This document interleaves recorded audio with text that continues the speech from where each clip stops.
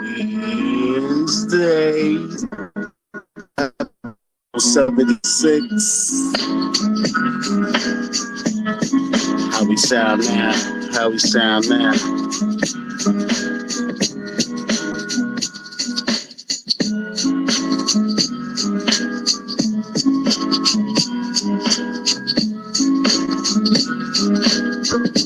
Let me get a thumbs up if you can hear me.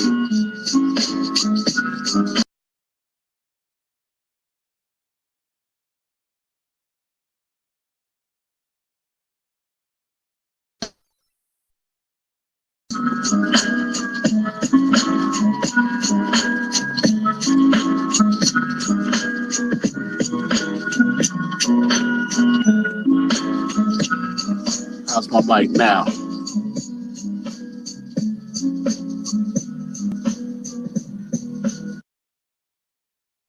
So how we sounding now? That's the question. That's the question. Guess not good. Guess not good.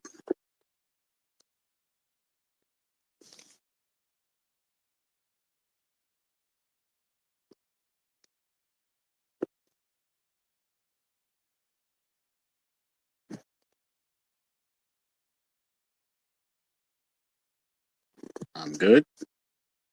Getting thumbs ups. Getting thumbs ups. Let's see if this works. He is now a speaker. Oh, what's good, bro? Oh, snap. I don't know whatever witchcraft you pulled, but you got it figured out, my man. Oh, yeah. Now we talking. Now we talking. Is that Josh and stuff in the building? It's so weird when you're in like the back stage of this thing. Yeah, man. So we were back in the house, man. I didn't know. I just started playing a little music first. Like, I don't know what to do here.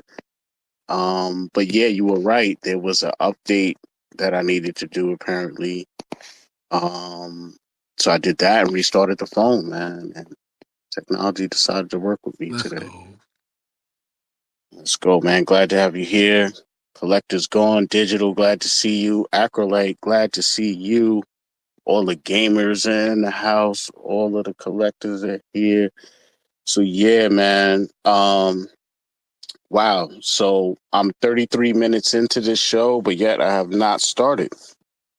So those 33 minutes don't count. So we're just gonna start all over. Josh got here in time. I don't know if he's coming up to speak.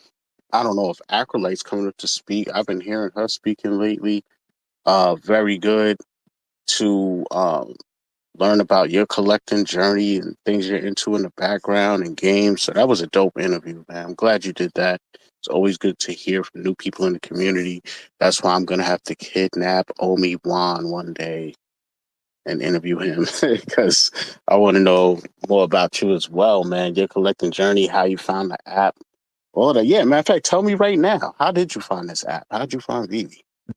How'd you find Man, Omi? that's a great question, bro. Like honestly, I think not unlike a lot of the fam, you know what I'm saying? Like I was down the crypto rabbit hole, you know what I'm saying? And I started to hear about Omi, and I mean I knew that they had some some killer licensing deals that were coming down the pipeline, and I started hearing a lot of hype around that token. And of course I was still real green, so I didn't really know how to get it, you know what I mean? And that was part of the challenge for me, was trying to figure all that out. And then eventually I was able to get a small bag, and then that's what kind of led me to VeVe, you know what I'm saying? So although I didn't get in until, what was my first drop?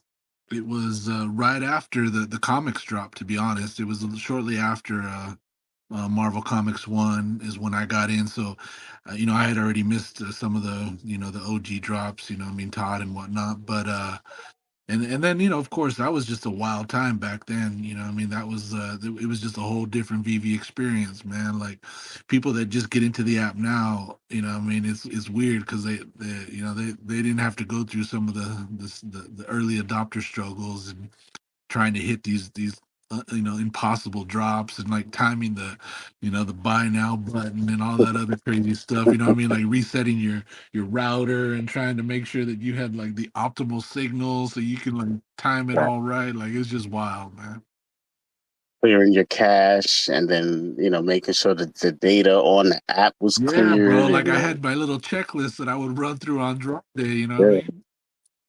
exactly. I was so bad, yo. I found an app someone made that lets you go for like mock versions of drops.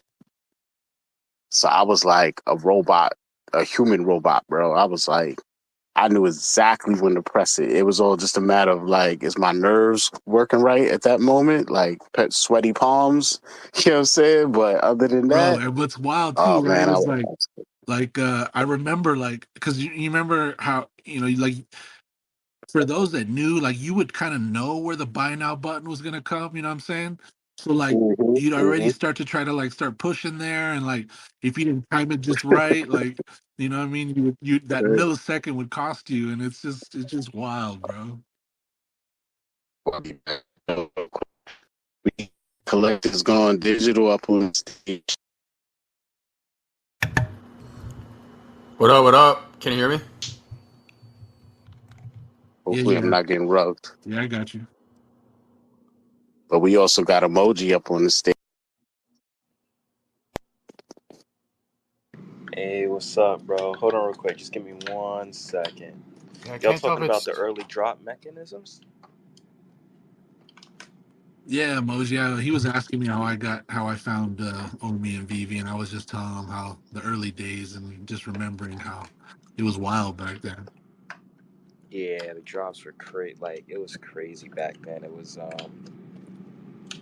like, getting it, you had to know all the tips and tricks and everything like that. Um, I did good on them, though. But I was telling people at the time because since I play piano, um, that's ultimately what I was doing. Right, Like I was using like two fingers to kind of like little piano techniques. But it made my right. click Back and speed forth. Yeah, super fast. What happened? that's sick, man. Nah, it was like that. That back and forth, back and forth. Yeah, yeah. But Yeah. So, Josh, you good? Josh, I know you was on phase two. Yeah, sorry. I was just really into the whole Fortnite thing. Absolutely, it's all good. I'm glad you guys are able to multitask and still come through and hang Hey out, man, man. that's the whole point. What's what's going on with everyone though? How's everyone doing? I'm good, bro. I'm just enjoying the evening, man. I love chopping it up Hey, with the man, doctor. I'm just chilling, man. I'm here for it. VeVe Wednesdays number 76, man. So I'm just here, man. Up at 5, 6 a.m. here at 11:30 p.m. Let's do it. You know what I'm saying? No sleep. Team no sleep, baby. So yeah. There you go. Did you go for any drops this weekend? Did you get the Maserati or? I bought a Maserati off the market. I missed the drop, but yeah, man, the marketplace is always the way if you can't get it any other way. yeah, I'm probably gonna pick up Maserati off the market at some point too. It's looking at a good range that I was hoping to get it. Yeah, how about you, Josh? No, I haven't picked up off. Well, I didn't get one on drop, but I do intend on getting one in the market, but I haven't grabbed one yet. I think it's a nice looking collectible though. The interior is spot on. Yo, I just projected it in AR for the first time today. I've been waiting till I was like in a good place outside, someone to have good light. And yeah, the main place I found myself was inside the vehicle. Like, so yeah, that interior is crazy. The nitrous bottle, passenger floor is crazy. Steering wheel, everything, man. I'm definitely satisfied with my market purchase. That Did you guys hear about the whole Romanian versus Italian flag on the car? A little misunderstanding with that. Yeah, I heard about that. Some people jumped out the window a little early, didn't understand what was going on. But all right, it's understandable though. Not understanding like the full background. But yeah, you did a very good breakdown on that. You want to like run through No, I that? didn't even notice that first, dude. It was Kid Arcade that pointed it out, but I thought it was the Italian flag Right. because the same color, it's just different order. But no, Bulgarian flags on the Italian car because it's a sponsorship. So it's just it pays tribute to a sponsorship between the racing team and then Bulgarian company that sponsors the team. So Right. Yeah. is my So what a lot of people. no, I Yeah, was go just ahead. gonna say, is my keyboard too loud? I don't want to annoy anyone, by the way. Nah, it's good, man. Like your voice is way louder than it, so yeah, I'm it's trying all to mute good. I myself mean, when I'm not talking. yeah, you know how we do, man. Space is etiquette. You know how we do it. So for everybody that just hopped into space, Dr. Fuse in the house. Mahalo, thanks for joining us again. My man Nino's in the house. Coin Tech, man, G.O.D. and the real Hinano. So what you guys don't know is like you think you're showing up late, right? Because this normally starts at 11. It's 11:41. But what a lot of you don't know, only Juan knows.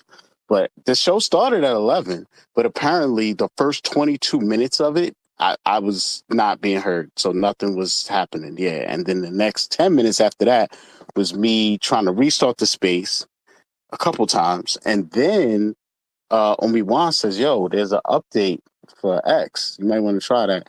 So I did the update, and then it worked. So now we're here, and we restarted the space. But if you would have heard the last space, right? I was by myself in the beginning, so it was on the record, man. How I opened the space was with a special shout out to my friend, my family. Got to send a special congratulations to the fam, D and Hinano, for minting a healthy baby boy. You know what I'm saying? So yeah. Love y'all, man. So yeah, congratulations. You know what I'm saying? Good to have a young Hinano running around here. Congratulations! That's huge. Yeah, definitely. Big congrats. Massive, man. It's massive. So yeah, man, I'm real happy about that. And I kinda had like I don't know, I was working on prepping for this show and I think Dee was in labor at the same time, right? So I don't know, I kinda like was getting Hawaiian vibes going on. And so yeah, man, let's get the show started, man. It's a little intro. Let's get it popping. Every Wednesdays ignites the flow. Ozman collects Doctor Strange and Toe. 11 p.m. EST with thoughts flow.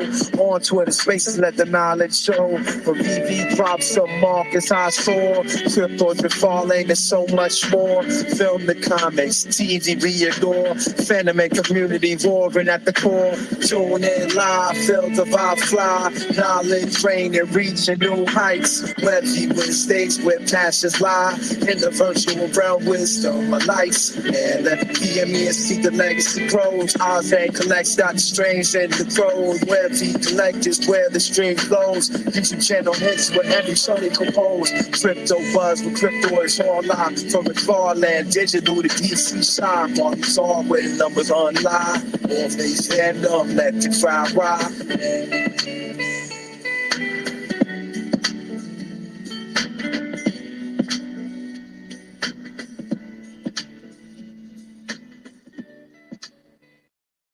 Yeah, man. So I was, in a real Hawaii, D and Hinano state of mind, man. Make that joint. Shout out to the fan, man. Shout out to them, man. So yeah.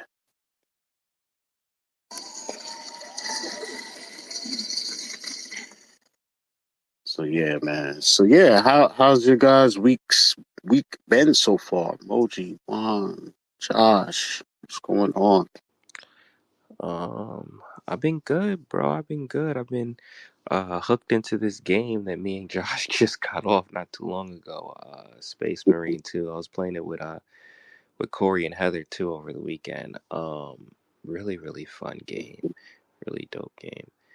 And then outside of that, just getting ready for this whole like Omi Burn song and whatnot. So, but just been busy. Just been busy. Yeah. How about you guys? I've been busy, bro. Just trying to get shit lined up for New York, man. I'm excited for New York, bro. Don't everybody speak at one damn time. You probably don't hear me. I'm gonna take a lap. You can't hear Juan?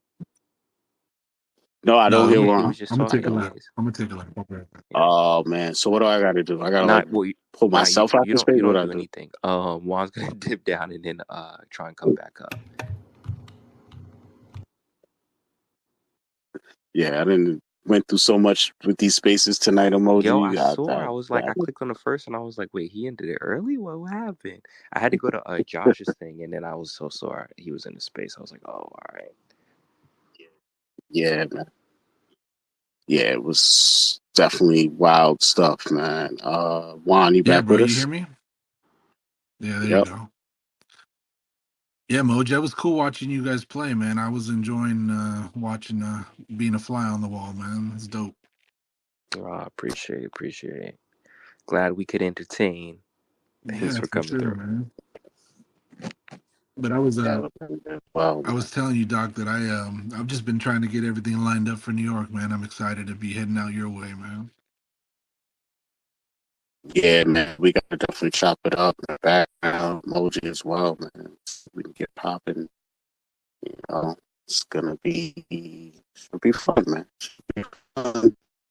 You know, want to definitely get into some talk about the whole ticket drops and all that good stuff. I was gonna set it off though, talking about some comments, right? Maybe you guys can invite me. I know how Joe be knowing a lot of stuff.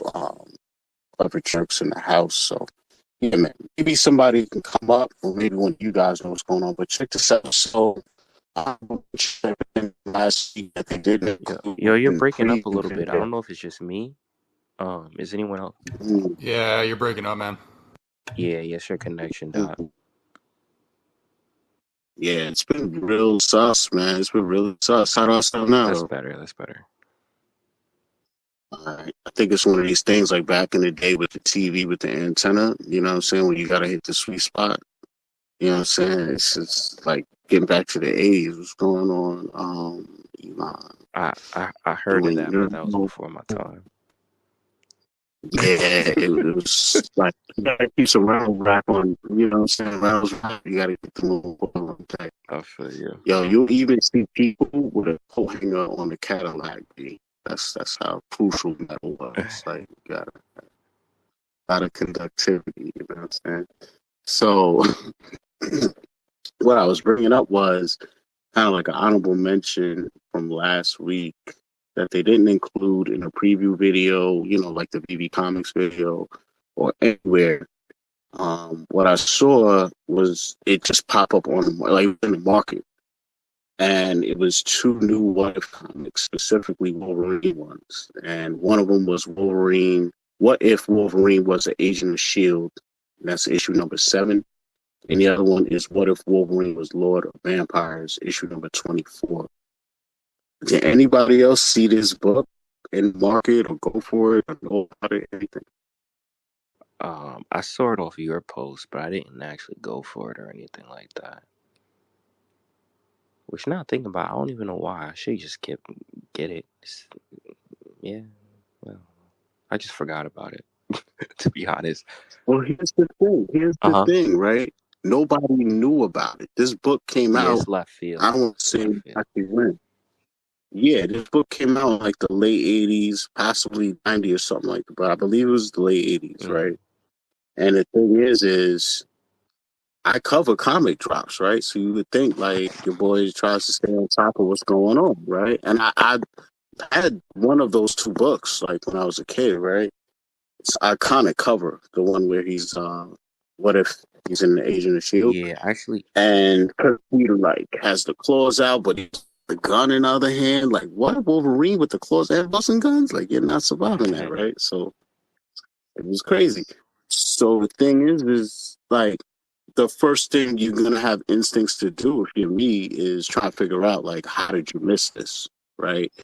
So I'm in the market. I grabbed the ones that was there. I don't even know if there are any in the market listed because nobody, like, I basically tried to find it on the VeVe app, nowhere to be found. So I'm like, all right, I've been doing my due diligence. It wasn't my fault. So I'm like, but it wouldn't make sense to be on the web app because that's used to drop modern comics, I believe, right? Semi-modern. So why would it be on there, bro? Why did I find it on there and it dropped last week?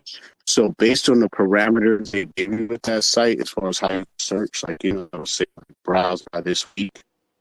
In the past, they've dropped books kind of mixed in with new titles that release like same day, but from like a couple of years ago. So if you searched under new this week, even though it dropped new that week, it wouldn't show up in the lineup because technically it wasn't dropped that week. Yeah. So when you're trying to find based on oh, you breaking up again, bro. How about now? Better.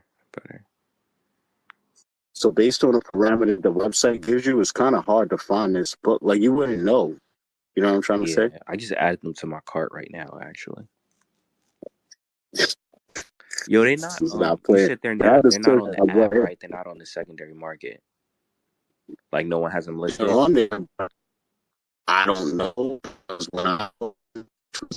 when they dropped last week, it was like 2 of each one. All right. Yeah, I'm a cop these just cause. Yo, you think it's a mistake, like with the Marvel logo? You think these are supposed to be for Comic-Con? Yeah, I think they said that they were going to be dropping it during Comic-Con. Oh, yeah. So it's probably a oops.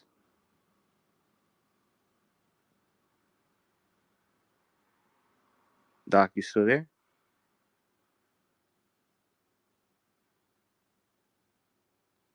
Oh, dang. I think he's having connection issues. Uh-oh.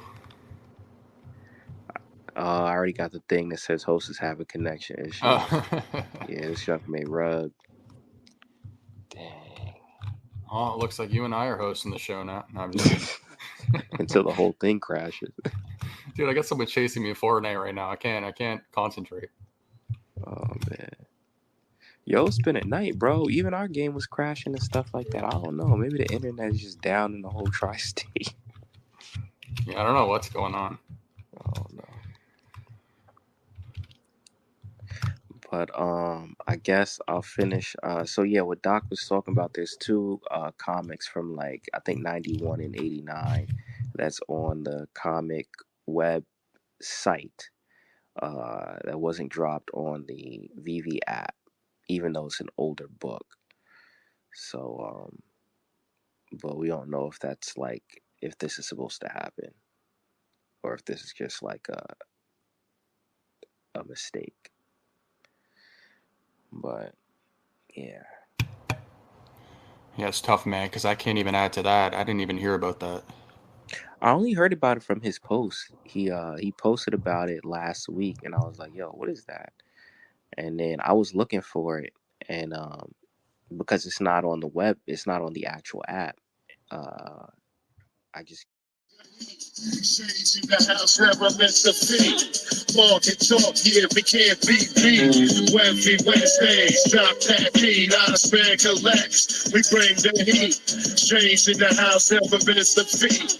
Walk and talk, yeah, we can't be beat. Yo, it's Wednesdays, tune in X faces. Horse man is strange, hold the bases. VeVe drops, cryptoids we stack. McFarlane digital, DC back. Can't stop me, Elon.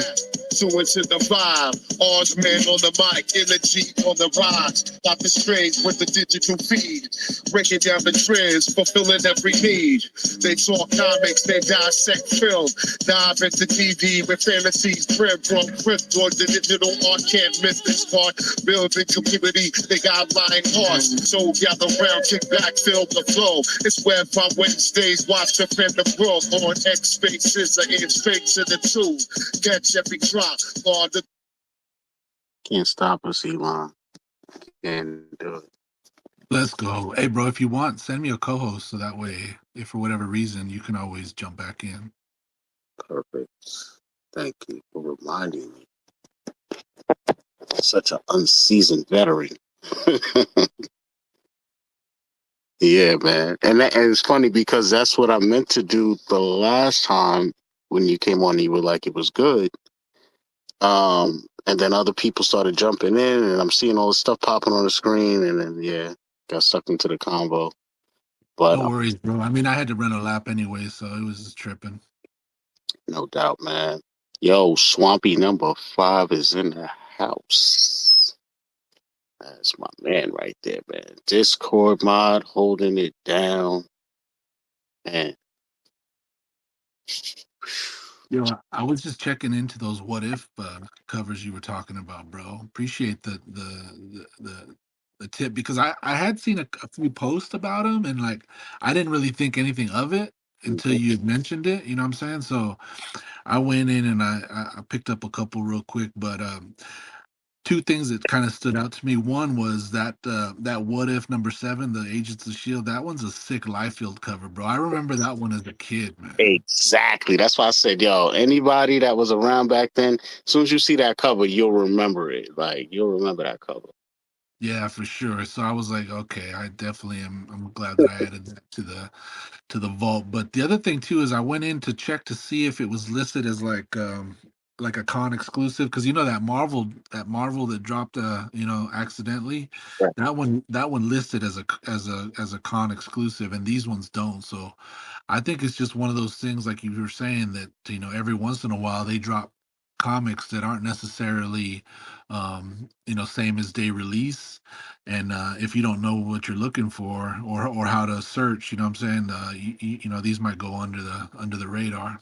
Exactly my point, because as far as I know, no books from that era were going to be released through that medium. So that's the main thing that threw me off, I'm just glad I saw it, because I did have the Agent of Shield what if one, but the other one, the Lord of Vampires, I didn't even know that existed at all. So that was just dope, even coming across that way, you know.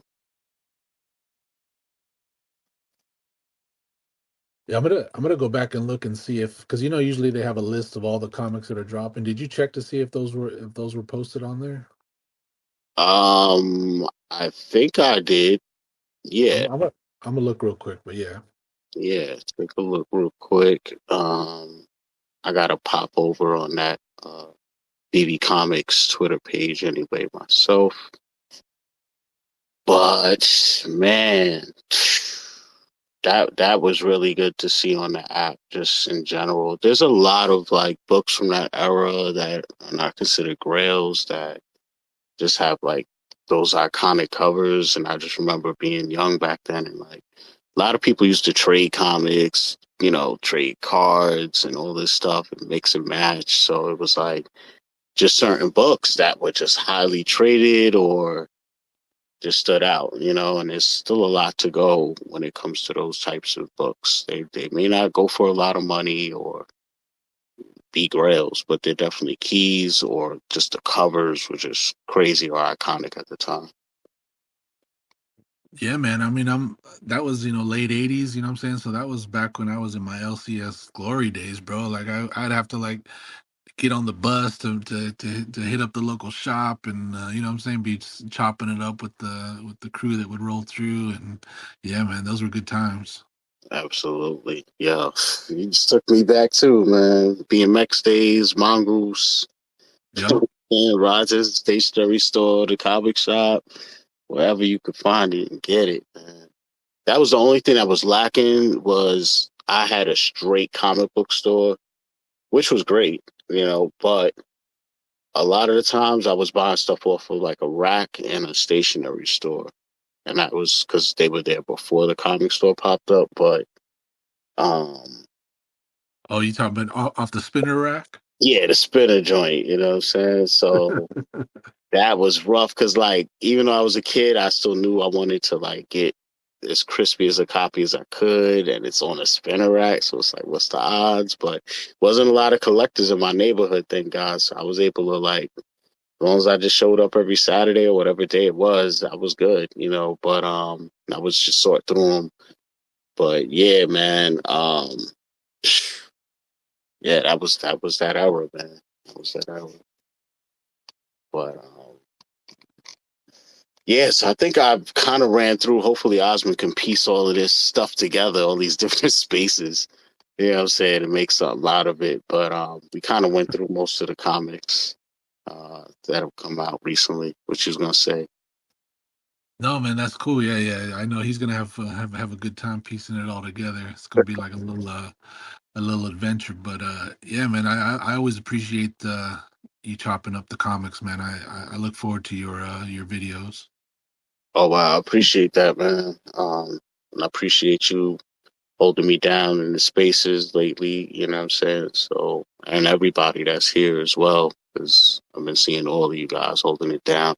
Evolved had another banging live stream the other night. When he streams, it's like 12 a.m. Eastern Standard. I'm usually up by like 6 or 7, but I still be hanging in there as much as I can. And he makes some pretty dope NFTs. He puts them out on an app called Pope, P-O-A-P. Oh yeah, yeah, yeah. I've been collecting those. Yeah, yeah. I think I have pretty much all of them except for one, dude. There's just one that I missed. So Yeah, man. I really like his NFTs. Not too much a fan of that app, but then again, I am. Like, I like the idea and the concept, but they did something where they abandoned the first app they had. So it's like I have 2 Pope apps on my phone, and I have to kind of do that because I made a mistake when I linked like whatever account to the new app. So I just have both, you know, that way I have all the NFTs that I've gotten from him. And then yeah, whenever I have to figure out how to bridge it all into somewhere else or transfer it, I'll just do it then. But yeah, yeah. His streams have been cool, man. I love jumping into his as well. You know what I'm saying? It's called because it's cool because we all have our different flavor. You know what I'm saying? Like so, like every time I jump into one of the fam streams, it's like I get to see like like how they approach collecting, you know what I'm saying? Like through like looking at it through their eyes and listening to it from their perspective always is cool for me. exactly. Yeah, man.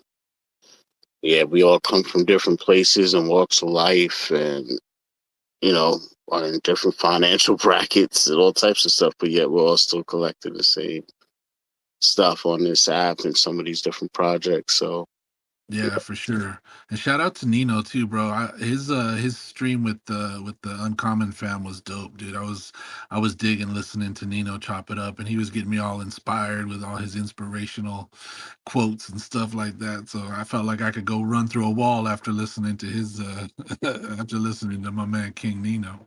exactly, man. If you could imagine, you know, hanging out with him in real life, oh man, it's definitely energetic. Hopefully, I already know, and you know, you already know we got to talk, man. This is getting ridiculous now. How many days, you know? But in a weird way, it's like I'm not worried because me and him must have some sort of magnetic gravitational pull because for the 2 years in a row, right? The first year I didn't know him, but then like boom, we just ended up next to each other and talking to each other. Then finding out we live kind of semi close to each other, kept in contact from that. Didn't talk about the next Comic Con. I found out I was even going the last minute.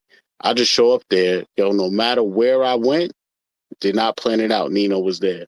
You know what I'm saying? And it was like couldn't even planned it out better. You know what I'm saying? That we ended up just chilling, taking the train back to LA together, the whole nine, pretty much. You know what I'm saying? And yeah, man. So either way, NYC Comic Con, we got OMI-Juan coming through as well. So yeah, man, shaping up to be a dope year again.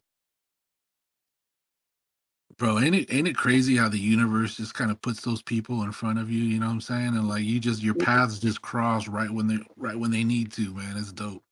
Yeah, yeah, it was crazy, man. And then it's like the universe works weird too because like I'm real cool with Fro Comey, right? But we became cool after Comic-Con. But after Comic-Con, when I really got to know him, and then was like, looking at his profile picture, who he is, I'm like, bro, I know you're not from New York, and I'm like, but was you at Comic-Con? He's like, yeah. I'm like, yo, you walked past. There was at one point I was by the VeVe booth. Yo, he walked by me like 3 times, yo, and he just stood. I don't know why he stood out, but I remembered him. Like, and I'm like, damn. And he's like, damn. Like, we could have met like last year. You know what I'm saying? Now we got it. Then he couldn't come this, last year. So it was like, ah, man. But yeah, the universe is weird, like in weird ways too. You know what I'm saying? Like, it's crazy.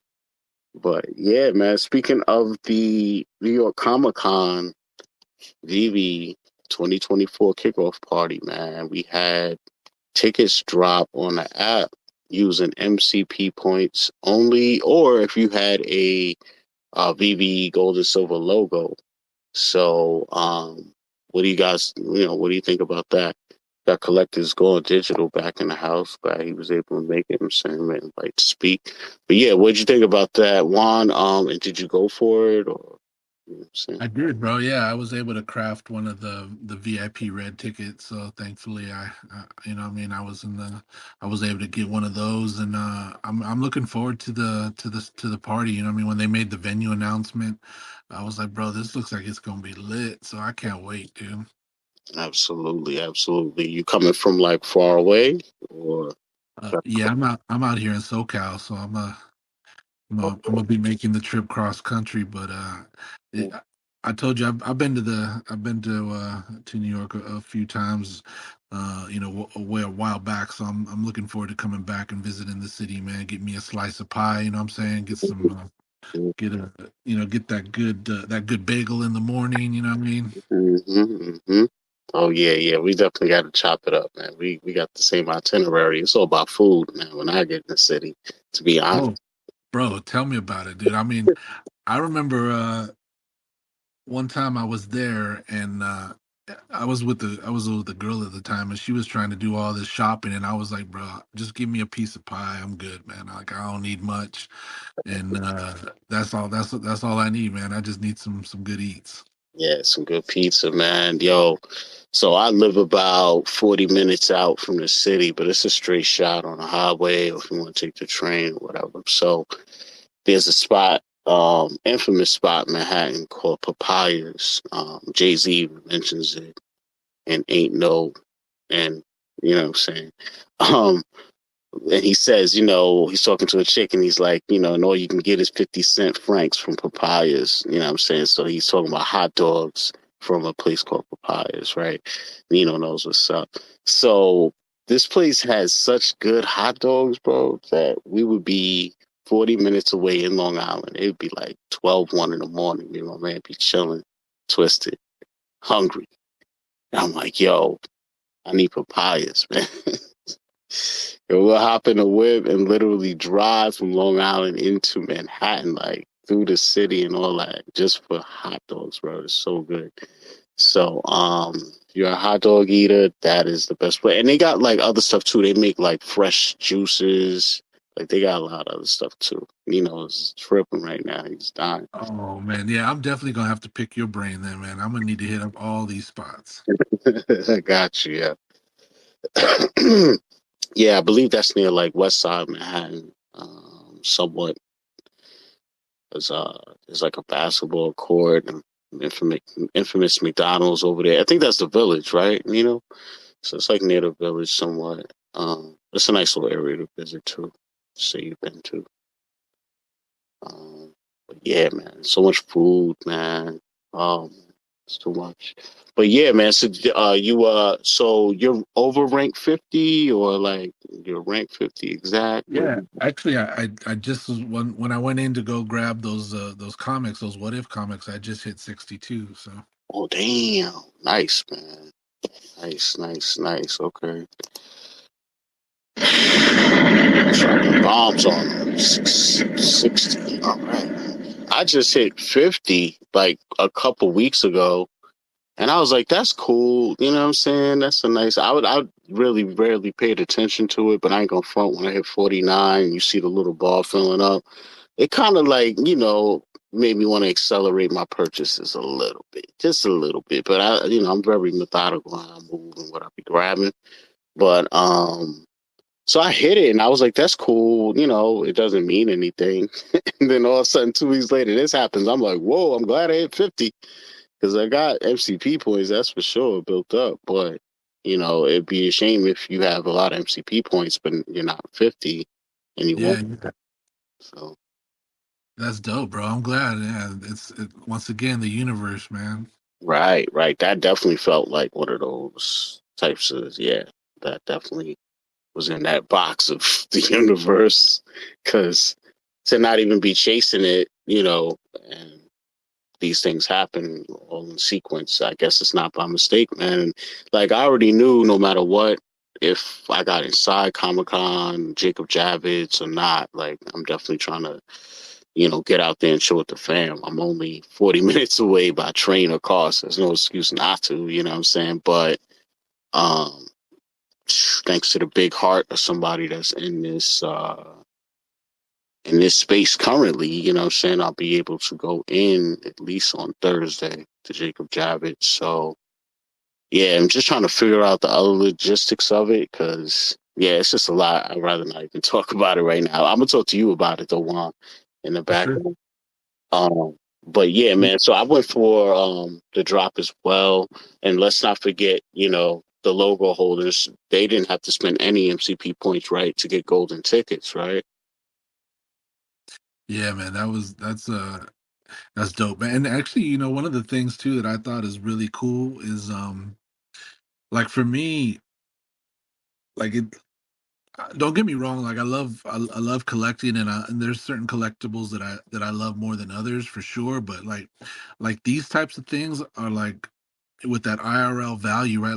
Like when I go to this party and know that I got in using this ticket, you know what I'm saying? Like it's gonna mean more to me Mhm. going forward. You know what I'm saying? So I'm gonna look back and it's gonna be sitting in my collection, and immediately I'm just gonna have memories of that night and just like that's just cool because it just hits differently. Mhm.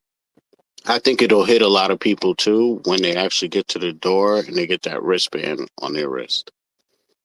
Because me, I plan on having like not a rainbow, but I'm gonna have a few colors. I should be turning in, you know what I mean? I want to have blue, green, red. I want There all you of them, go. There you just from go. a There you go. collector Let's standpoint. go. Just from a collector standpoint, I want my wrist flooded. You know what I'm saying? Yeah. I mean, if we're really supposed to get a band for each one, right? Like, I should be able to get one for each one, right? I mean, that makes sense to me, bro. You should get your bangles up. Yeah, you know what I'm saying? My wristband gang going, you know what I mean? So I don't know. But yeah, so the logo holders, they didn't have to spend any MCP points, I believe, and they got golden tickets, right? So Yeah. whatever. So there was a little bit of controversy involving that. That little thing, there's supposedly like a little loophole that happened. You know what I mean? I don't know if you guys know or heard about it. I'm pretty sure you did. But yeah, it was very interesting how you're able to sell it to someone else, then they buy it, then mint a ticket, then send it back, and then you can mint a ticket and then send it. Like, that's kind of wild. I don't know, how it went down, how many things transferred and went down like that, but I don't know, man. With it only being 500, it is what it is, and I feel like on the other hand, if you have the like foresight to figure that out and plan that, then and you got the gems to transfer and do it up, like more power to you. You know what I'm saying? But is what it is, I guess, right? You know, Yeah, man. I like it. The game is the game, you know what I'm saying? So I don't I respect the hustle for sure. Um it is interesting though, right? Like when you think about it, because I don't know off the top of my head how many logos are out in the wild, you know what I'm saying? So um it will be interesting to see like going forward. If there's like for new like if whoever gets new logos, if they'll still be available. yeah, indeed, man. So how many did you go for? I went for two of the reds, so that was 30K MCP a piece. Um, so yeah, well, how many did you go for? Two? I just got the one. Once I hit that one, I was good. I tried to get another one, but by the time I did, it was already sold out. So, I mean, I was happy. I mean, I got the one that I wanted anyway. So, Nice. Yeah, I fought and fought for that second one, man. I kept going through glitches and denials and no, and then it was sending me emails, and I'm just like, no, I'm still pressing the buttons. I don't care. And eventually it worked. So kind of got lucky, man. Shout out to everybody that stepped up in this space. Ochkin, G.O.D, oh, Millie just popped in. Evolve still here. Collectors going digital. King Nito, of course.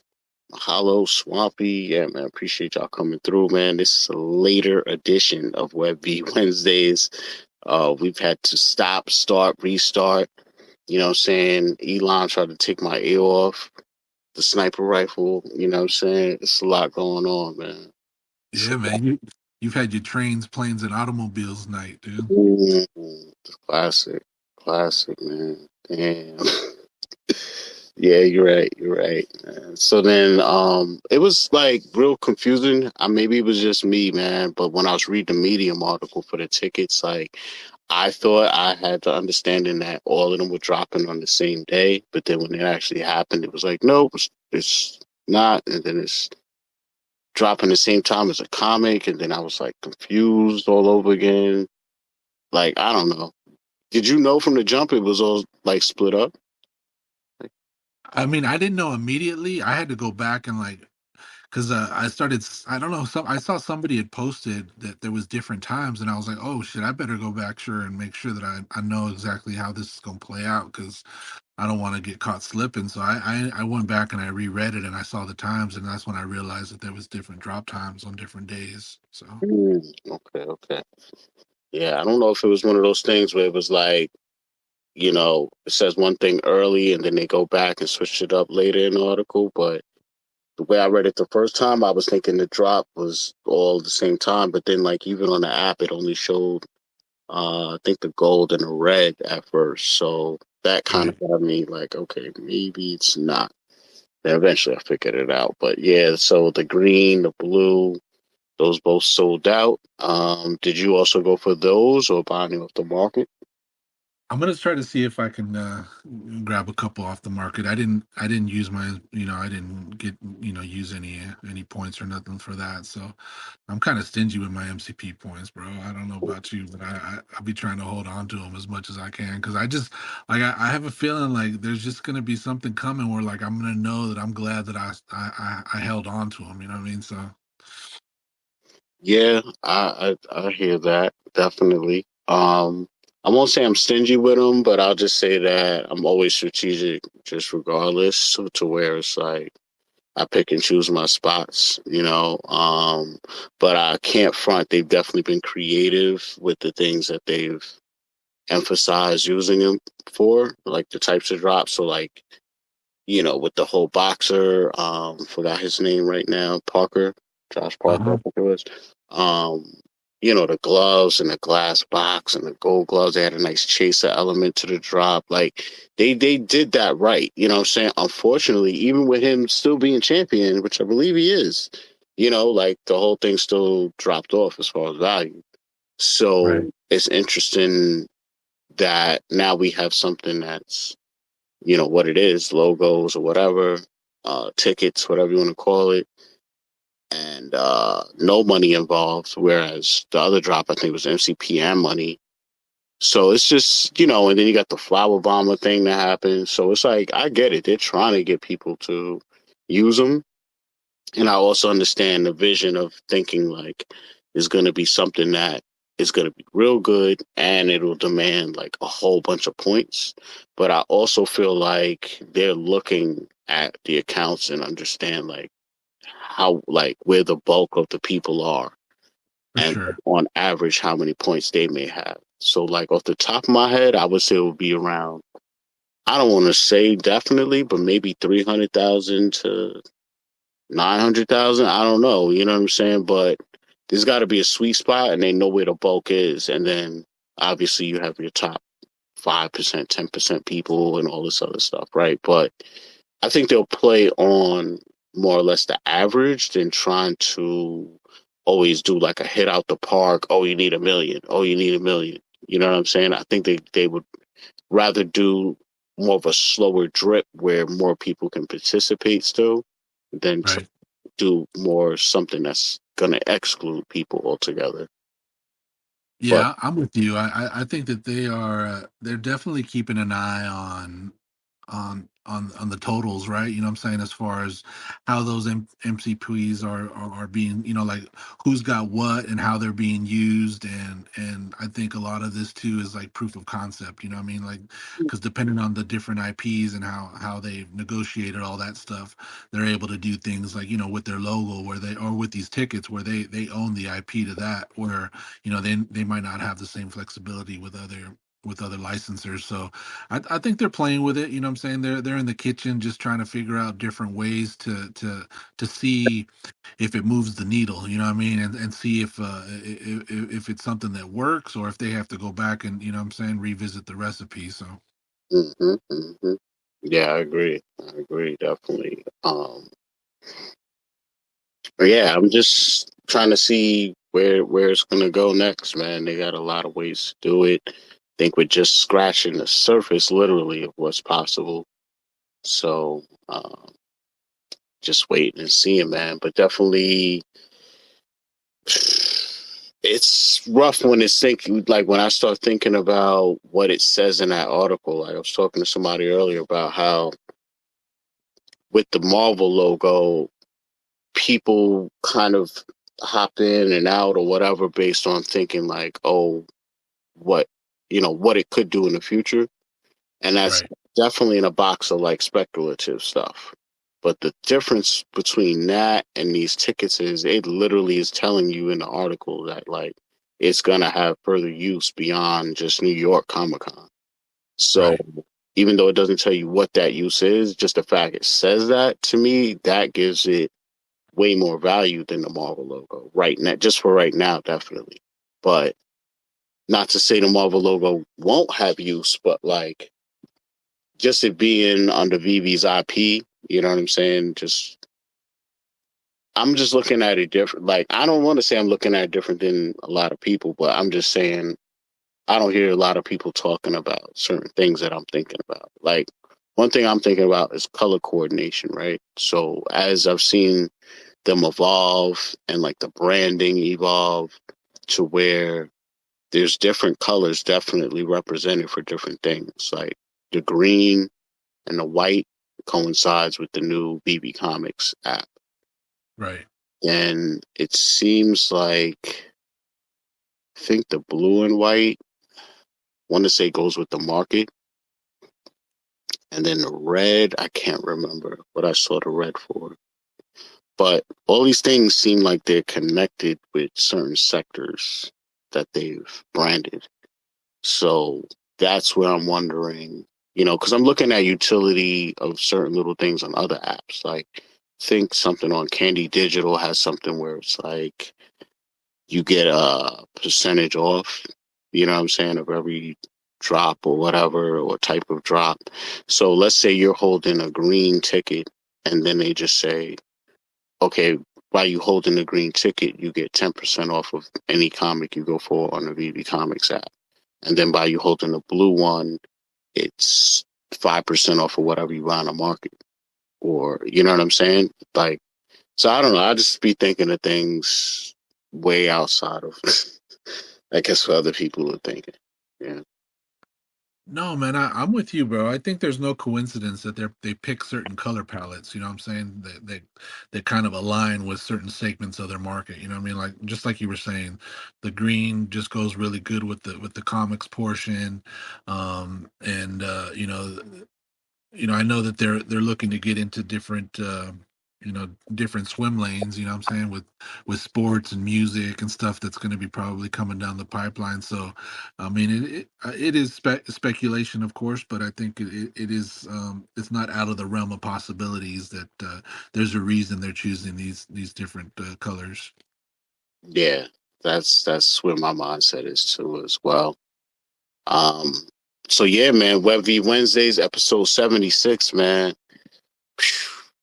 We here. We got some people in the building, man. As you know, This is a safe space for anybody that would like to come up and speak, chill, talk all of this VeVe fandom, nerd, comic book craziness, you know what I'm saying, that we always get into, loving it. So on September, oh, wait a minute, real quick. I got to shout out the biggest bro too, because he held it down for Dee and Hinano. I think that was last night. Live streaming on the late night had me cracking up, so I couldn't even go to sleep till like 2 a.m. Stuff he was saying. I wish he would come up in the space and talk. I never hear him talk in the spaces too often. But yeah, man, would like to definitely chop it up with him. You know how we do. But also know sometimes you can't speak and just, you know, trying to just chill. But yeah, man, on Saturday, September 28th at 11 a.m. Eastern Standard Time, beginning the Disney Peter Pan character series collection. And looks like there is a Peter Pan character series drop and a separate blind box drop called Peter Pan Accessories Series 1. So, like, I was trying to process this article as well. Maybe you've processed it and broken it down in your head already, but how's this drop supposed to work? Like, how you see it? You know, to be honest, I haven't really done any kind of real legwork when it comes to breaking down the drop as far as the Peter Pan drops, goes. But I do see that there is, there's different layers to it. You know what I mean? If that's the way to put it. And I was just looking because I was when I opened up the app, I saw that we got like you said, September 28th, we got the character, and then a half hour later we have, it looks like, the accessories, you know what I'm saying? So I think it's really cool when they do this as far as like having kind of like a theme drop, you know what I'm saying, where they'll do like one drop at one time and then they'll go back and then you'll be able to pick up accessories that kind of go with that. I know that they did that with like the Little Mermaid. They're doing that with the Star Wars drop that's coming out, you know what I mean? And so it's cool because I love seeing what the vault builders are going to do with this. People, like Dubes, what he's going to do with the Star Wars, you know what I'm saying, stuff. And so it's just I really enjoy that aspect of collecting, you know what I mean? Because I don't know about you, but like when I was young, you know what I mean? Like it was cool to get like a certain toy, but like for me, it was always about putting it all together and creating these like big elaborate like battle scenes. You know what I'm saying? Like that's how I used to play with my toys. You know what I mean? So, when you look at it from a digital aspect, it's cool when you see all these things that come out together and allow you to build these like worlds that you can kind of immerse yourself in. So I don't know, it's different, man. Yeah, I totally agree, man. A lot of that back then was like you could have all these different figures and stuff, but if anybody had like one of those sets, like you just like props up and it might be like mountains or whatever, or if somebody had a G.I. Joe aircraft carrier, once you started adding vehicles to it, it just took everything to another level, definitely back then. So, Yeah, for sure, bro. And that's how I look at all these dioramas and accessories, you know what I mean? Like yeah. it's filling out that whole world and making the scenes that you want to create with these collectibles that much more immersive. Yeah, I agree. I mean, I'm kind of intrigued as to why I haven't seen a lot of AR stuff where people are projecting it in AR and then just blowing it up to the point where it looks like they're in that environment. But I have a feeling between the Jolly Roger deck, which is the secret rare, on the accessories drop, I think people might do something with that maybe. And definitely with this Star Wars diorama that we're about to get into in a minute too. So we'll see what happens, but I thought, like I said, with like the Jurassic Park one, maybe even Cars, the gas station, thought people would kind of project it and blow it up and walk around like an AR. But like I said, we'll see, how people utilize these new dioramas that we got coming. You know. So yeah, man, that's going down on the 28th, 8 a.m. Pacific time for the main drop, and 8:30. Oh, sorry, 11:30 Eastern Standard Time for the accessories for the Peter Pan drop. Um, man, this drop is so deep. I'm not even gonna go through it all. You guys can check it out on VeVe's Twitter page. They got the link to the blog article there, of course. But yeah, it's a lot, man. Everything from canon to the deck to a box. And then with the characters, you got Wendy, you got Smee, Peter Pan, and Captain Hook, of course. So Captain Hook is the common. I guess they figured that's the main character everybody would want. So they made that the common and then gave extra value by giving us an animated Peter Pan as an uncommon. I think there's some sort of dynamics going on with this drop where you have to have something in order to craft or get something else, though, right? I'm not sure. Yeah, that would make sense. I mean, that's usually how these work. Yeah, And then also they already have the Tinkerbell, right? Tinkerbell's already out there, so yeah, I was thinking about that too. Yep. So, yeah, I guess, people that are enthusiasts of this fandom will have fun with this IP and this drop. So that's dope. That's gonna be a dope drop, I think.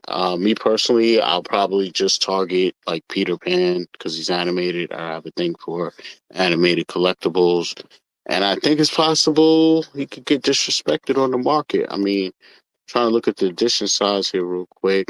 Captain Hook, by the way, is 2,353 editions. So automatically, I personally don't see this drop selling out. Just seeing that edition size right there alone. Peter Pan is going to be 1,353. The list price is 25 gems for this drop for the main characters. So what do you think? I mean the price it's always tricky, right, when it comes to pricing and as far as scarcity goes, but I guess it's about right. I mean, considering what the IP is and these characters. I mean, to be honest, I feel like it would have been a little nicer if it was 20 instead of 25, but I mean, it is what it is. But I'm reading through the accessories right now to try to figure out exactly what you need to do to be able to get the accessories, because it looks like the accessories also have like I don't think any of them are crafting, right? Like it's just straight up buying them off the drop, right? Yeah, I was looking at that too. That's what it's looking like. I thought it was something involving needing something in order to craft something, though. I thought to get the Diorama series, to get the Jolly Roger deck. Series of Edge used with any of the accessories, but no, it just is straight up, I guess. So Yeah, yeah, they just drops. yep, yep. So that one is what it is, and yeah, like I was saying, announced yesterday, we are getting the Java's Diorama series. That's going to drop on Sunday, September 29th, 11 a.m. Eastern Standard Time. I think that being so similar, but that's not as much of a factor. But I just think that drop is too close to this drop, and it's going to affect the success of the Peter Pan drop in a way because I think just the majority of the community is very choosy with their gems right now as far as what they will go for. So, Right. if somebody's like, well, which one are you going to go for, Peter Pan or Star Wars? I know I'm going for Star Wars, you know what I'm saying? So I'm Right. not saying that's everybody, though, but just looking at the numbers, it seems like a bigger fandom. And on the app, it just seems like. So I don't know about comparing like the scarcity and the price points of the two drops, but let me take a look at the Jawas. The only difference between the two is that the Star Wars diorama is a craft. Mm. Hmm. So that's the one I was thinking of that has some sort of weird mechanics to it. Yeah, that one does appear to be a craft. So New Hope Collection, Jawa's Droids plus Homestead and Jawa's Diorama. Okay, so drop some blind box format. Sunday, September 29th, 8 a.m. Pacific time. Let's see here. So we have a moisture evaporator for 20 gems. We have the Homestead, which is an uncommon. The Vaporator is a common. The Homestead is an uncommon. And I mean, technically, no, that's technically not the diorama, but that looks dope on its own. Like, even if I just had that, I'd be cool. It has a like nice little base to it, which is removable, by the way. right. But I'm not sure if you have to have the diorama for it to be removed or not. But I think that's somewhat of a new feature that we might see on the app pop up, is that like remove base thing. This is the first time we'll be able to do that, I guess. I am glad that they're doing that, right? And it would be nice if they go back and give us that ability with some of the other stuff that come with bases. But at least knowing going forward that they're gonna start to incorporate that with some of these is really cool. I did see too, as I was reading through the article, that in order to craft, because you would need that vaporator. But this one is you could have it either store or market purchases. You know what I'm saying? So that's I guess that's kind of cool, because sometimes they limit it to only store purchases. You know what I mean? So with this one, you can either pick it up off the market or get it from the drop. Right. Yeah, that's definitely awesome. Where do you see it landing in the market with people knowing that it's something that you need? Well, I mean, anytime you have those things that are I think initially it's gonna add value, you know what I mean? Because people that want to be able to craft, so it's gonna be one of those things where it just comes down to timing, right? And if you can hold out for getting one at the price that you want it at, or if if you just want to grab it and not worry about it, just so you can craft it, just it all comes down to, I guess, how bad you want to be able to craft. I think that this one, though, it's following that same tradition of like, oh, it's the chase thing you need and the bottleneck thing. But I think Mhm. this is very different from everything else before, because this is actually a common. So with it having the highest edition size, 2,200, and the list price being only 20 gems, right? It's Right. like, how do you go in the market and try? Like, first of all, I don't think this is selling out. I don't know though, but I don't think so. So if it doesn't, let's just say it doesn't, then that means you can't go in the market and be trying to sell it to me for 40 gems, because I could just go buy one, right? So then it's so many to that, and blind box. It's not like everyone could just target this one, so everyone's not going to get this one. You know what I'm saying? That's why I don't think it'll sell out. But it's just one of those weird things, because it's the thing you need to craft something. But like, I don't know. It's weird. It's weird. It kind of reminds me of that the Marvel Mighties with Miles. You know what I'm saying? How you needed to have the Miles to be able to craft the Peter Parker. Yeah. Yeah, I mean, since it's a blind box, I mean, even though it was a common, it doesn't mean that you're gonna get it. You know what I'm saying? So, how many times are you gonna pull that lever, or are you gonna try to get it off the market? And I think that's where it's that timing thing, right? It's like, how, I guess, just how many lever pulls do you wanna do before you just decide you want to buy it from the market? Right, because is this like a time type of factor involved with the crafting item, to where Let's see how limited it is. It says that the crafting closes on the 13th of October. So, I mean, there is a bit of a window.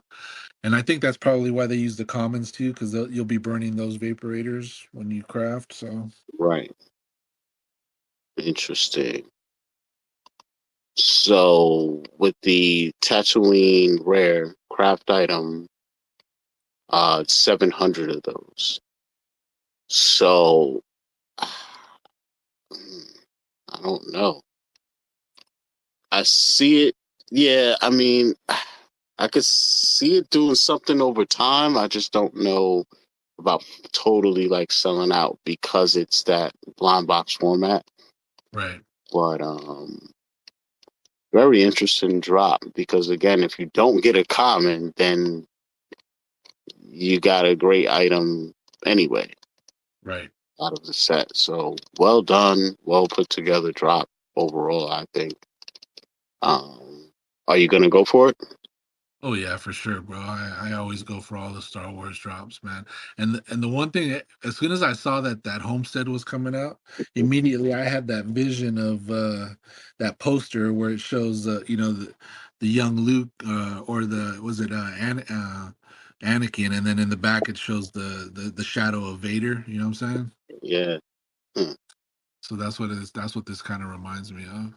Do you have Sandcrawler or Yeah, I got the Sandcrawler. you do? Okay, so I think this, with the diorama, especially, you have a lot of room to kind of build something nice, man, between Oh yeah. what we have. I mean, between the Jawas, the Sandcrawler, um, I mean even Even that bike Happy. would look dope because the bike has that rustic color to it. Speeder. Yeah, I mean even Obi-Wan too. You know what I'm Obi-Wan, saying? exactly. Yep, yep. Reva will look dope. Vader, of course. Star, you know what I'm saying? The troopers, the ships. It's a lot, man. Definitely can build some dope stuff. I mean, I was getting visions of like Luke in his hometown, you know what I'm saying? With the way the hut looks, you know what I mean? But I know that's a Jawa spot, but it just had me thinking like, what if they did that? Had Luke's original hometown or Anakin's, Right. Even us getting a young Anakin would be dope, like one of the speeder pods or whatever, those racing pods he was driving. That would be dope. Yeah. Definitely glad we got the X-Wing. That's dope. Definitely waiting for Millennium Falcon and Death Star, man. Need that. Oh man, I can't wait for the Falcon, bro. Mm-hmm. No telling when we'll get that. That right there will bring people to the app, I believe. Oh, for sure. That were not on it before. I think R2 had that effect a little bit, but that will do it. That will do it. What about a Kylo Ren animated collectible? Did you go for that? I mean, I would just because I'm a Star Wars nut, but I think that especially if it's animated, you know what I'm saying, with Yeah. the light with his lightsaber. Like I really love his lightsaber design, So, and so if it's animated and that and then you get that saber crackling, like that would be dope. yeah, exactly, man. So real quick, man, just give out some shout outs to people in the community and in the space, man. Aloha's here, Jyoti's here, Ulchkin's here, O'Malley's here, Evolved, King Nino, Mahalo, Swampy, and Acrolite still in the building. Somebody else that I can't see is not showing me. But shout out to everybody that's here, man. And again, shout out to the Real Uncommon podcast. Congrats to Dee and Hinano on a safe and healthy delivery of their baby boy. And yeah, man, a couple of people in spaces and YouTube and Discord, man. Everybody's doing their thing, man. Shout out to Kid Arcade, Steve, Biggest Bro, Informant, got Vault, of course, Dave with the Thrawn Spaces, Casual, Karaoke Spaces, O'Malley's, all types of spaces, Miss Gex, J. East, Maisie, So many people, man. Shout out Oz. Osman Collects will be returning this week with a new episode this Friday of Get to the Comics. Let me see, man, what he got going on. Let me go over to his page real quick, man. You know, And Osman stays busy. He always got something going on, man. oh yeah, man, that dude is always on that grind. I was gonna say too, I think it's cool that they're like the first public edition numbers are starting to drop. I was just looking through the article again, and it looks like for the secret rare, the first public edition is number 11. So that's Ooh, kind of cool, man. Like, the fact that they're getting so low now. ooh, I like that. I like that, man. So let's get a quick word from Friday, Osman. live on YouTube and X. Get to the comics! In the ultimate showdown of Hunter versus Hunter, who will stand victorious? Doctor Strange versus Mr. Falcon in Predator versus Black Panther #1. Come on, do it! We're being hunted! Read your comics, do it now! This. So yeah, but that's gonna be going down live this Friday on YouTube on Get to the Comics, the YouTube channel. Osman Collects is going to be a reading with me, Mr. Falcon. We're going to be reading Predator versus Black Panther #1. So yeah, man, that should be a lot of fun. Yeah, that's cool, bro. I love those when you guys are reading the comics, man. Like I just feel like that to me is just adding another layer of community building, and it just brings a whole different aspect to collecting these, right? Like, because you could kind of follow along as and you can participate like that way. Yeah, you're right. You're right. I was on it once before, and I didn't know there weren't too many of them yet at the point, so I was like not sure if I should just like read it or try to like get in a character or what, because I'm like I don't even know, and it's kind of hard to get in character if you haven't read the book already, because um, knowing what you're gonna say is part of being able to get to the characters better. For So. sure. Um, So yeah, this go around, I'm gonna try and read it first. This is a book I've been trying to read, but time has just not been on my side lately. But I'm gonna get it done, and I'm gonna try and get into a little character, man. I'm gonna try, throw my little African accent on for Black Panther, so Let's go. channel my Chadwick, So see what we can do. But it should be fun, man. It's always fun chilling with Oz, and Mr. Falcon is a trip, so. Definitely enjoy that, man. Yeah, man. So we'll get into a little bit of just like, random news going on around the community, just in general. Today, speaking of like Star Wars, all that good stuff, man, it was Mark Hamill's birthday, 25th of September. So shout out to him. You know what I'm saying? It's now officially the 26th of September, so it was technically yesterday. But yeah, man, it had me thinking like, damn, I guess a good mint to try and collect would be like 925, right? For Luke. So interesting. Yeah, man. Shout out to the young Skywalker. Yeah, no doubt, man. So what else? What else? VeVe just did a new level 100 spotlight. That was for the one and only Micheal Campa. Think this is the second time they recognize him, you know what I'm saying, which is dope, man. It's always good to circle back and shout out the OGs, man. So, yeah, man, you guys definitely want to check out that tweet on VeVe's page, read the Collecting Insight, learn more about him, his collecting journey. I just hit 50, so I don't even know, like, what you need to be doing to hit that.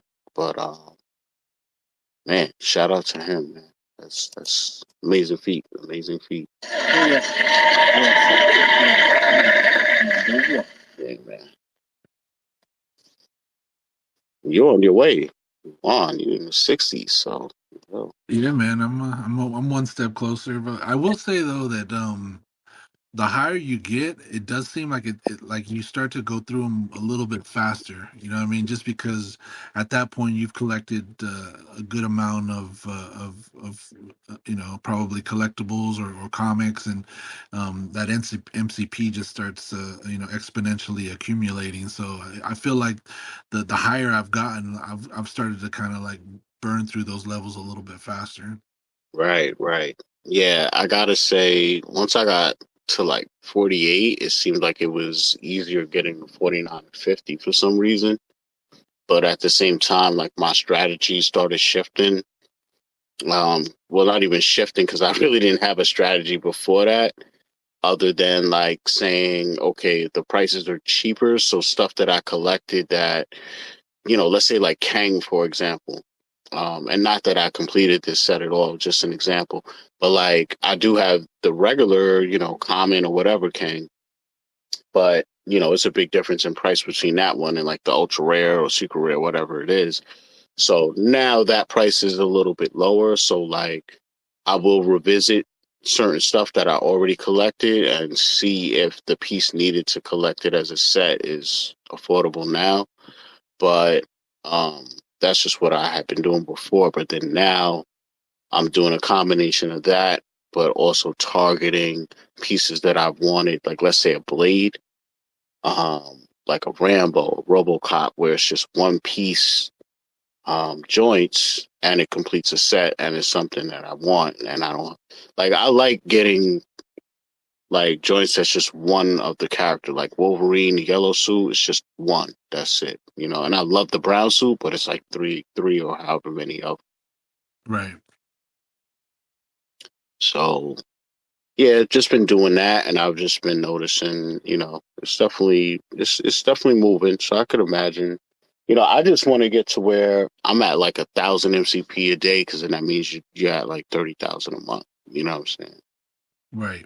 'Cause No, I feel you, bro. I think what really kind of kickstarted it for me was when they readjusted the master collector points.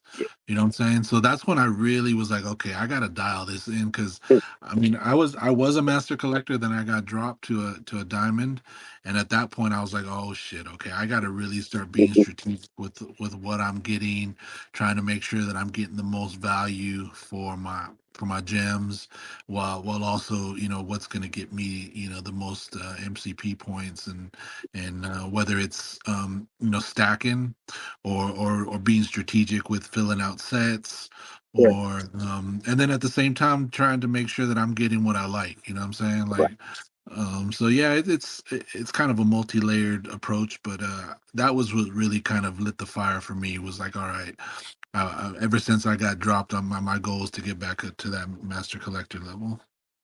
Yeah, I feel you, man. I hit like master at one point, and then back down to diamond, and then it done throw me all over the place. I've seen all kinds of colors and badges and designations now. So it's just weird because I don't really like sell off any massive amounts of stuff to really move downward. You know what I'm saying? But I could definitely say lately I've been buying more than selling. That's for damn sure. So I guess that's why it's just been moving up. Right. But definitely been a lot of comics out there that I like, and I just remember those days of where ultra rare was 60-80 bucks on average. You know what I'm saying? So to see like dope books at 12, 14, I'm like, yeah, those ultra rares always felt like almost like you buying a CGC book, like those in secret rares, like, you know what I'm saying? So Sure. just gives me those type of vibes, to where I I, feel like people that do come to the app that are real comic collectors, they wouldn't mind spending decent bread for those ultra rares, understanding the scarcity of them too. I will say that the VeVe comic app certainly changed the game too. You know what I'm saying? And it's and my strategy definitely changed, because now we're getting a freaking bunch of comics every week, and so I'm just having to kind of really be a little more picky and choosy with how I, whether I'm going to go for, the comics that week, or there's some drops that are coming on the main VeVe app that I want to kind of make sure that I got my funds up for. So I don't know, bro. It's just it's like I said, there's just a lot of different ways that you can come at this. No, you're absolutely right. It's a lot. It's a lot of places to spread your money nowadays too. Because I mean, this is just one project. Right. But I'm a fan. Just natively to a lot of different fandoms. So it's hard to just get everything you want. But at the same time, that's why I can appreciate the times we're in right now, where something could come out and I can just buy it cheaper off the market at the same time. Right. I don't mind it at all. Yeah. So, yeah, man. So, shout out Micheal Campa, man. That's a crazy accomplishment. Got to meet him last year during Comic-Con and all that. Definitely cool, gracious dude, man. He's been on a couple live streams and stuff. So, yeah, man. When I get back to live streaming, man, I'm trying to pull some of you people that are normally in spaces into the YouTube sphere along with me, man. So I don't know why. Maybe one day we gotta. Yeah, for sure, bro. We'll have to set a date. All right, bet, man. 'Cause I think I'm trying to get back into some live streaming, and yeah, we'll see how it goes, man. Maybe collab with the fam evolved over there. Who knows, man. So yeah, man. A quick message from Osman is message to VeVe actually. And he says, please bring back transfers. He says, Viva la VeVe, try gifting Osman a digital collectible in the market and it was sniped by a bot. So, yeah, man, maybe these tickets, one of these tickets will have to do with transfers or something, man. That would be dope. Was hoping Guri came to the space. He was, Oz mentioned that Guri had made a great suggestion about MCP points and transfers, but I personally don't remember what he said, so I can't even rehash it and kick it around. I don't know if you were in the space when he said it, but I'm trying to even brainstorm MCP points and transfers. What do you think? I mean, yeah, definitely, bro. I think that it would be nice if they're able to figure out some way of bringing that back, whether it's having to reach a certain level or having to have a certain amount of MCP, or whatever it is that they choose to go with. It would be nice to kind of re-enable that ability, because I feel like that um will certainly help collectors that are looking to, like, and I guess primarily, like, mint hunters, or people that are looking to fill out collections, being able to trade, especially if if you got a lot of a certain item or whatever. I think that just opens up a lot more to the whole overall collecting journey. So it would be nice if they figure out a way to re-enable that, whether it's meeting a certain criteria, or having a certain thing such as a ticket or whatever. Some way of allowing the community to be able to share their collectibles with one another. Right, and exact, man. That's what I'm thinking is like these are different ways to add utility to those tickets or something else they bring, OMI circle, or, a black and pink VeVe logo, all these different things. But especially that's why I say these and the VeVe logos that are different colors. That's even more reinforcement that it's like, again, being that they separated these things like branding wise by different colors, that represent different aspects of the app. I just feel like they're gonna like turn on some type of utility thing where it's like you have the green and white this or that gets you this. If you have the blue this or that gets you that. You know what I'm saying? And them things are gonna go crazy because it's gonna be worth having.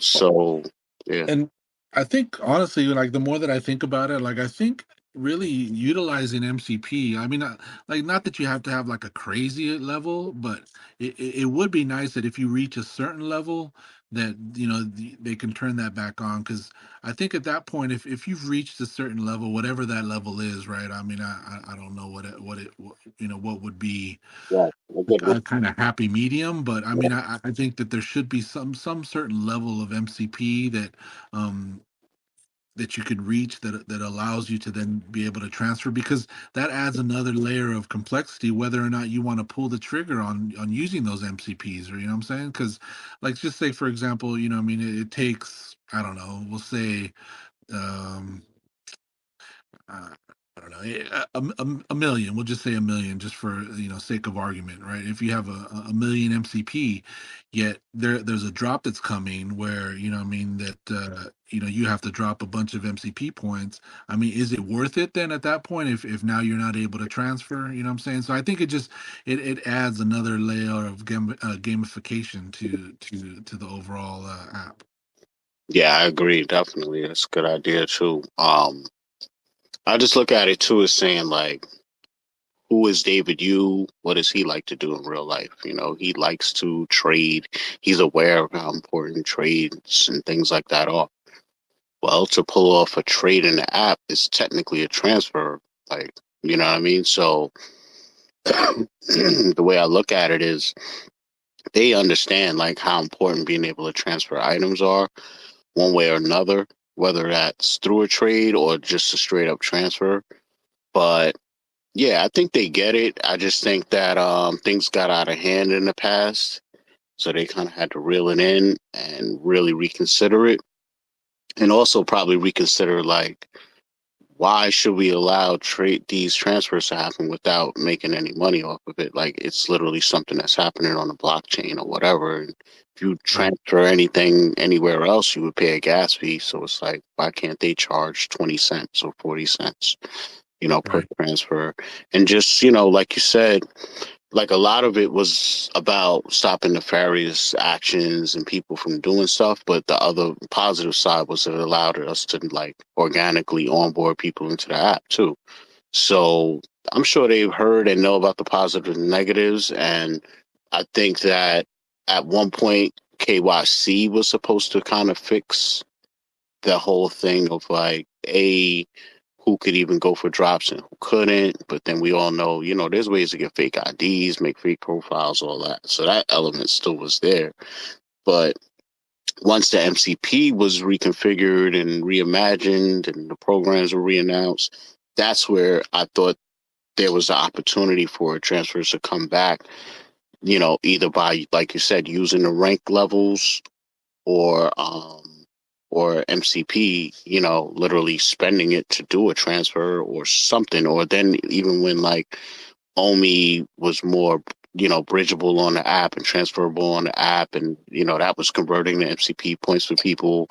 I thought that was an opportunity. Like, oh, if you have some OMI, maybe you could do transfers, something. You know what I'm saying? So I still think it's coming, though, like you said, because it's just a element of it that has more positives and negatives, and it's just about gaining control of the security and all that other stuff involved.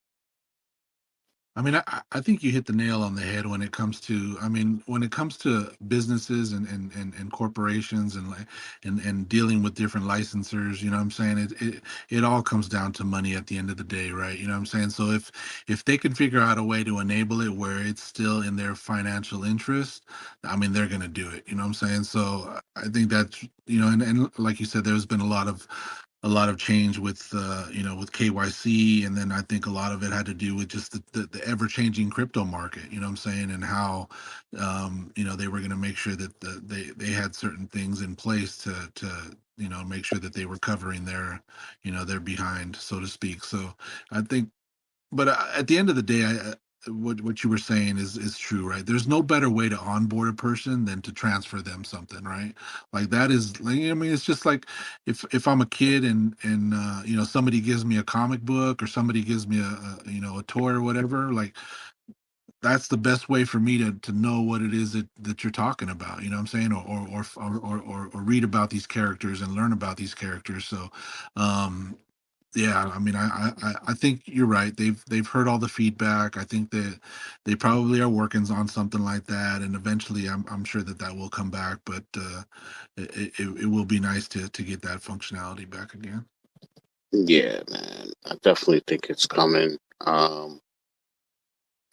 Definitely hoping it's coming. She'll say that's for sure. And I just hope that I don't know. I just have faith that there's just a lot of vision and things going on behind the background that we probably can't even imagine. Like the same way as they were 2 to 3 years ahead of this whole thing. You know, they were pitching this idea to Marvel and DC when there was like nothing else to compare it to. You know what I'm saying? And got them to believe in it. Disney to believe in it.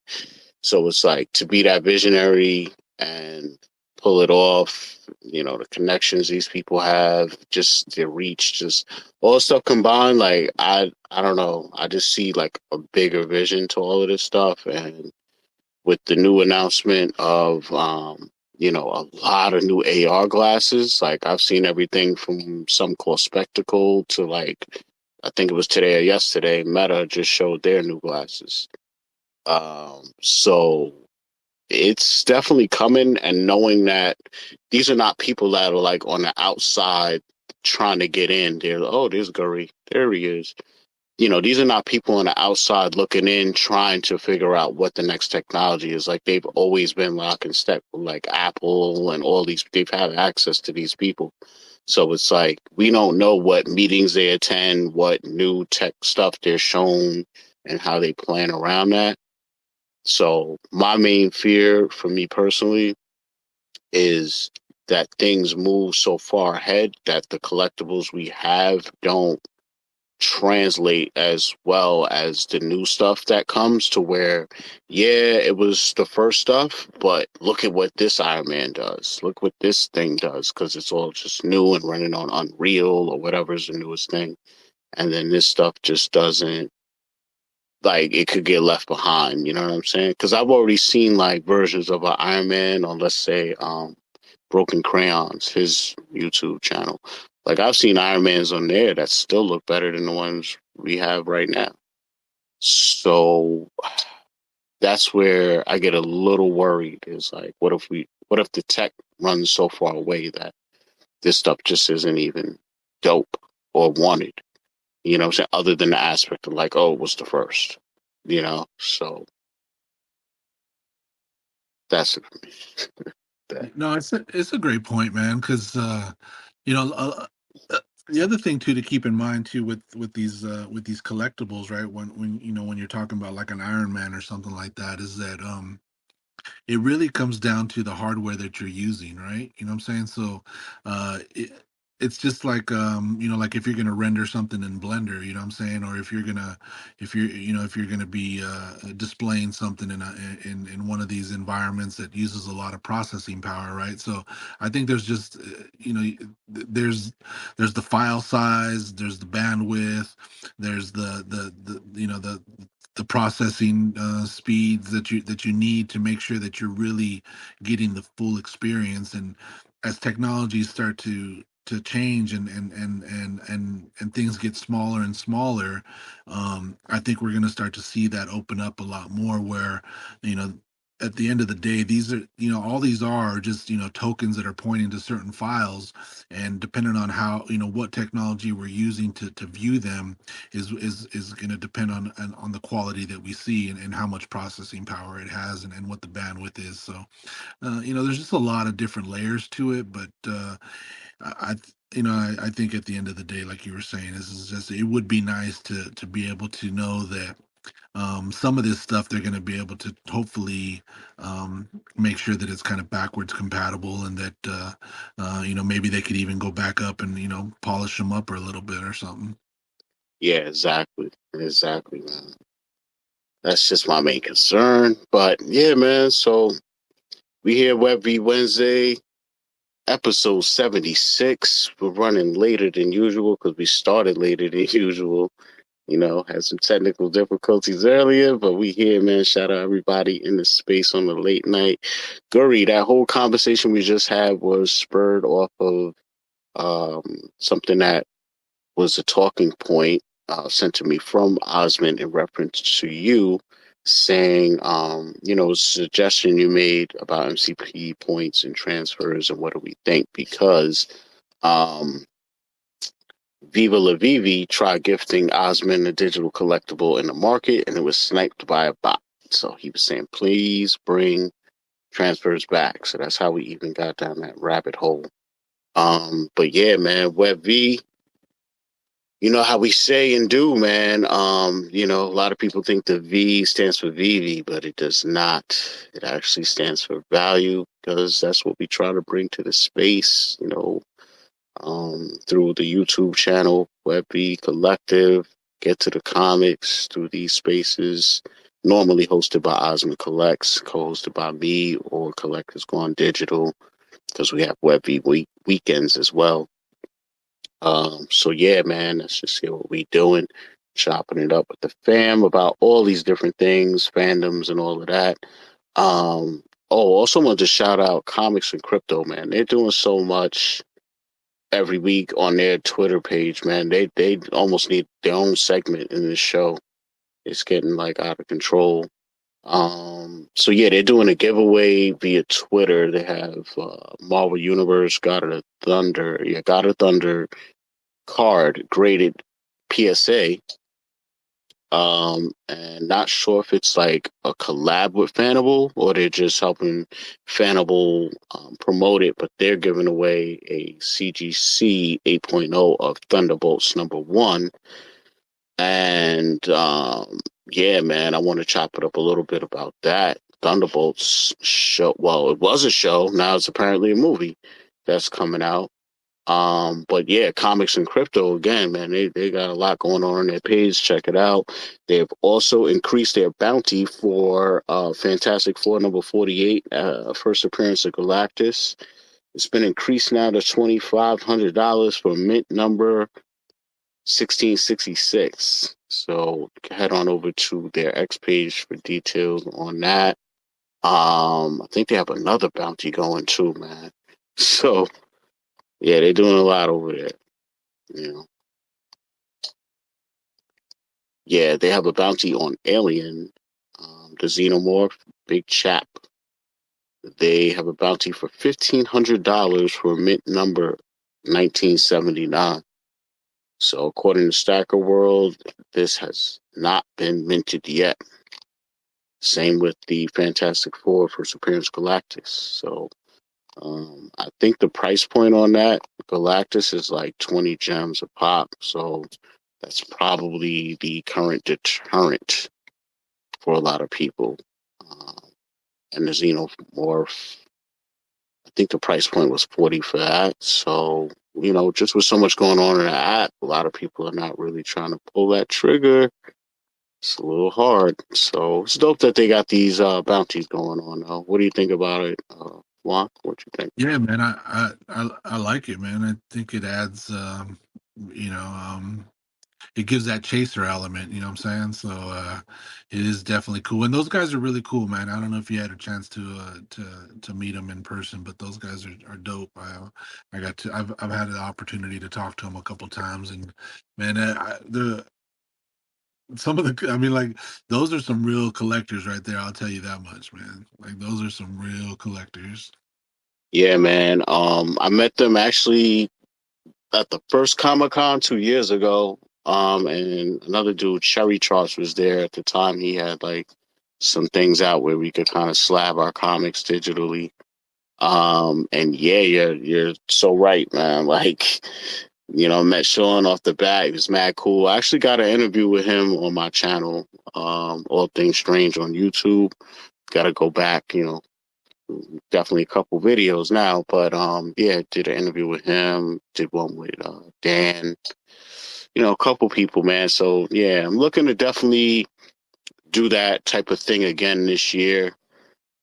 So content should be even crazier this year. I got a couple of recap videos on my channel as well, kind of like a vlog of my journey, you know, from hopping on the train in LI to landing in Penn Station to Jacob Javits to the party to the, you know, everything. So check that out, and it'll be even crazy this year because, yeah, man, King Nino, Juan, we're gonna tear up the town, yeah. Let's go. You know, but yeah, man, nah, we just gonna be fat and full, man. That's it. We ain't gonna be doing nothing but trying to breathe air because we're so full from food. Yeah, I'm gonna have that Buddha smile. You know what I'm saying? Fat, dumb, and happy, bro. Exactly. You know what I'm saying? It's wild in Manhattan, man. I'm from New York, right? I'm from here. But like Long Island is almost like in another state, but you're in the same state. It's like weird, right? So like if you don't check in on Manhattan every once in a while, like things could change up on you real quick. So the way it used to be is like,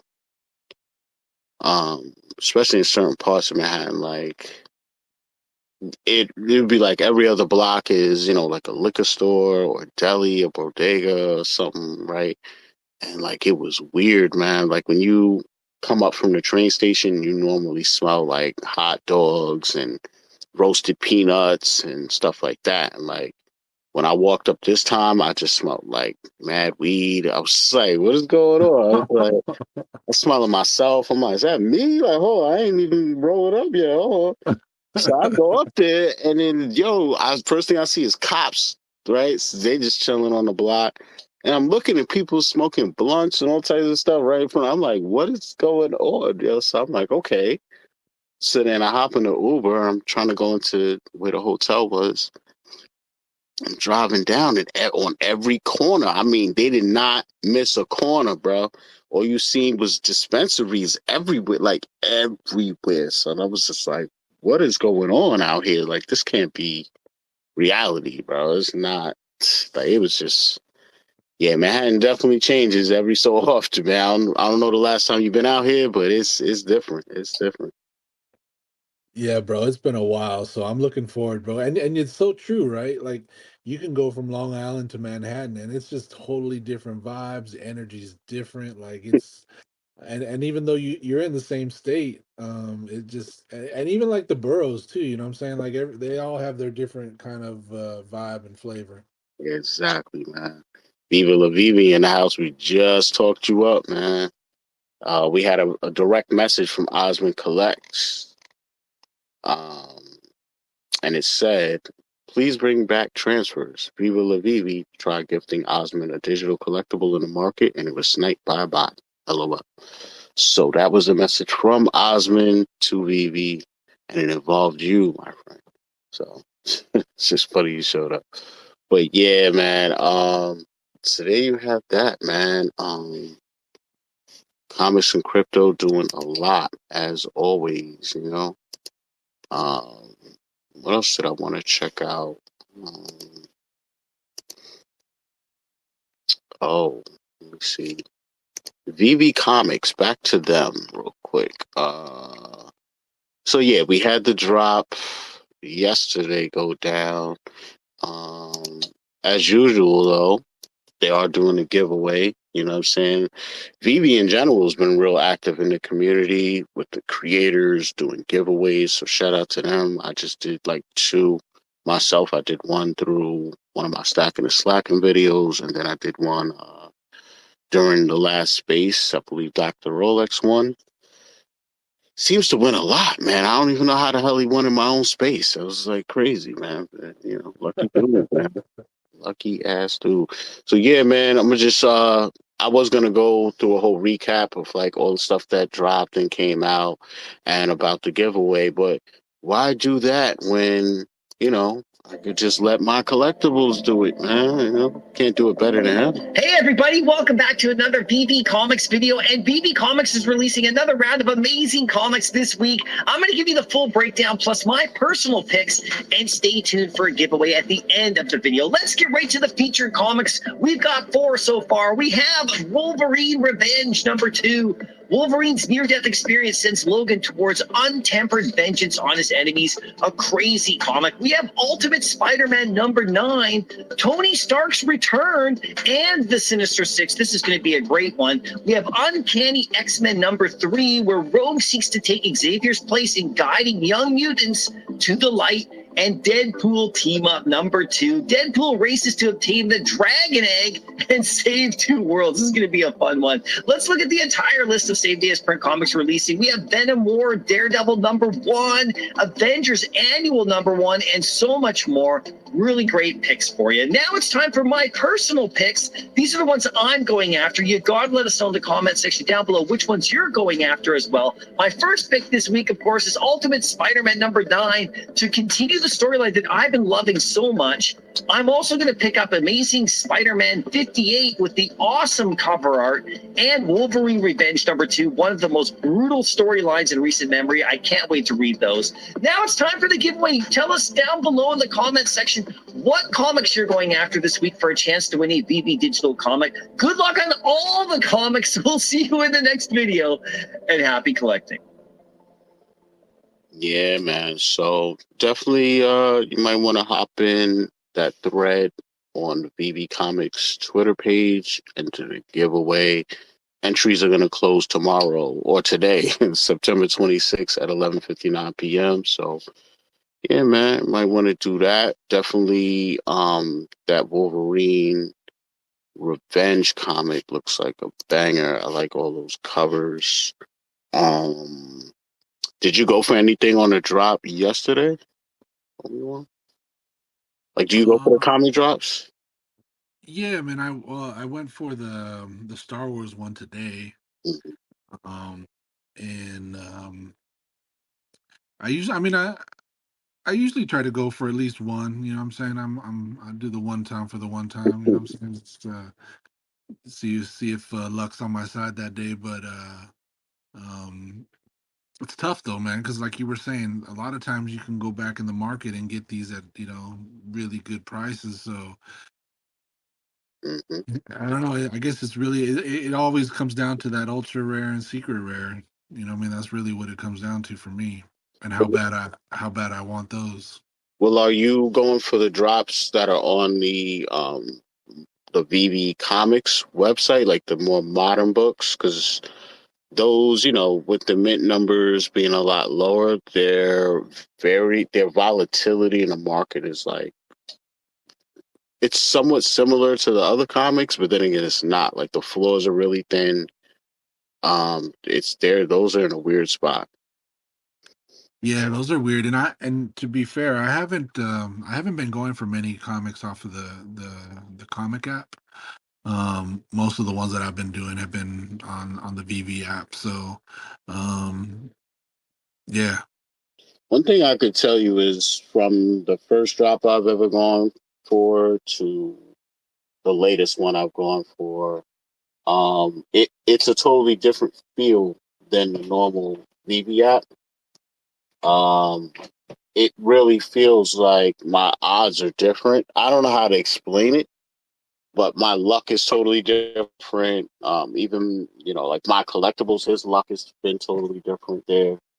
It just feels different. I don't know how to explain it.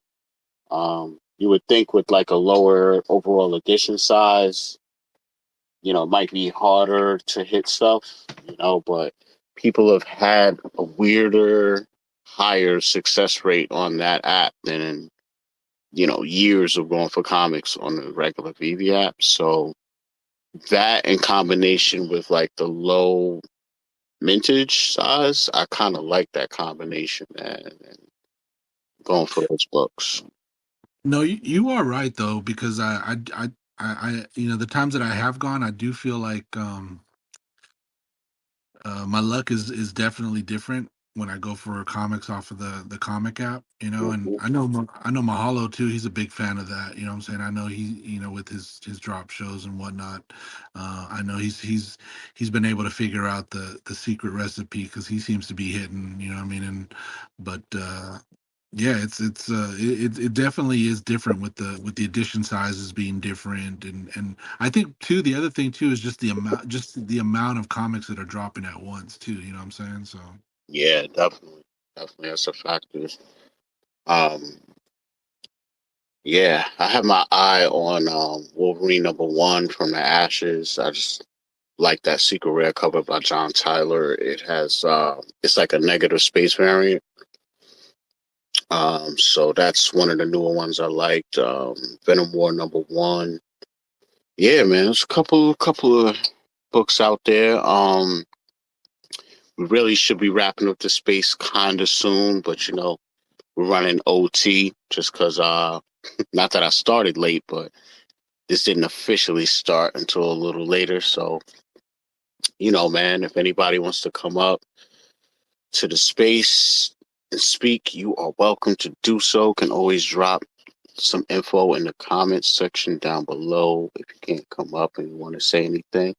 But to hop into some other platforms, Candy, right?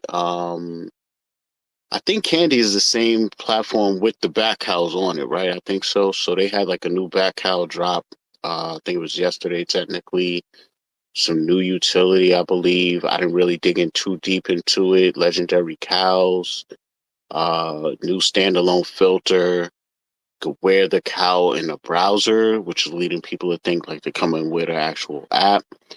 So they're doing a couple things over there. You familiar with the Bat Cows and the whole DC platform? yeah, I've been collecting over there as well, and yeah, I did see that they dropped the new V3 cows, um, and like you were saying, they did have some additional utility. I think because I know they have. Is it tomorrow? I think they have another comic coming out, and I think you're able to take if you have that new cow, you can get like I think it was like a $10 discount or something off of it. So right off the bat, I think they're giving you some utility by getting those newer cows. Right, right. I'm glad you brought up that comic too, because that was in my talking points, and for some reason now it's not in my talking points. But any knowledge on that drop, man? Damn. I like that gold foil, man. Yeah, I've been seeing a little controversy around that because some people are like that kind of like was like considered a bad thing in the 90s or something like that, but then there was a bunch of new collectors in the 90s that like totally loved foil covers. So it's a bit of controversy with that. Then I think there was some other real life cover. Kid Arcade shot a tweet out about that. I think it was him, saying how there was some real life variant that out of all these variants they made, they didn't get the one that either has like the most value or was revered as like the best cover, I guess, at the time, and they opted Mm. for this foil one. So it's been a little debate. It's interesting. Me personally, like I didn't even know it had a gold foil one to the drop, and then when I went to the page and I saw it, I liked it. But I just like gold. I just like gold anyway. Yeah, and I remember too is I think part of the reason why they ended up going with this is they had sent out a vote to all the cow holders, right? And I think that's that they had voted that they wanted a foil cover. So Oh wow. So that's utility as far as like, do you think they sent it as it was the cow holders, you said? Specific? I'm pretty sure, yeah, I'm pretty sure it was to cow holders they had sent out. It was I want to say it was like maybe a month ago or a little while ago. They'd sent out a survey, and so I think that's the reason why they ended up going with the foil cover or the foil cover is Right. because of the vote. Yeah, that whole element that they give to the holders, like writing the stories and all this different stuff, that's definitely dope, man. I like that type of utility. So did you go for the new back cow that just dropped? I did, just because I like I kind of like that little green kind of matrixy look, Mm-hmm. you know what I'm saying? So, and the other thing too is, I don't know if they're gonna end up, like if this is gonna be one of those kind of gatekeeper type things where, if you have one of these, it's gonna open up some utility to some other things. So, I always like to try to make sure that I got at least one in the bag. Right. So I'm assuming you have one of the original cows and stuff like that too. Yeah, so I've had one of each version, and I ended up doing the overdrive for a bunch of the V2 ones too, which was cool. I know they had the big one for San Diego was that the Catwoman version cow. So Yeah, those look fire too. I like those. yeah, so I like doing those kind of crafting events where you can you collect a couple things and craft a different cow. Do you know if the new cows, if they sold out or what happened with that? Uh, I don't think so. I don't think so. Let me look really quick because I don't think so. Cool, cool. Um, yeah, base edition, volume 3. Um, the Rogue AI has evolved. What? They talking some next level stuff on their website. I don't know what's going on. They talking about AI. What? So yeah, man. Today, they're gonna be dropping Detective Comics number 31. You can let me know whenever you see that info too. Okay. Whenever you find it. Where Batman faces the monks' hypnosis in a Golden Age showdown. Voters selected the stunning foil cover treatment for this legendary release. Yeah, man. So check out some further details. Let's see. It's dropped in 1937. Yeah. List price of $20. Think it's 2,000 total editions. So yeah. I mean, it's not sold out. The V3 cow is not sold out, but they haven't released all the numbers as far as how many were actually mm, bought yet. So okay. Because the way I'm looking at it is like I don't have any cows yet, right? And I kind of wanted to get in, and I like the original cows, but price wise, like, not sure if I even want to spend that much. And I guess that also adds to the point of like why there's a little controversy involving these new cows is because it supposedly has utility on the level of the first cows, which some people feel like is devaluing them to a certain degree. But the way right. I see it is just like gives a person like me the opportunity to get the same utility that they have for cows that are currently out of the range I'm comfortable with spending money on. And I think that's the reason why they did it, right? It makes it a lot easier entry point Right. for folks that want to get in that didn't get in right at the beginning, and still add that layer of utility, going forward.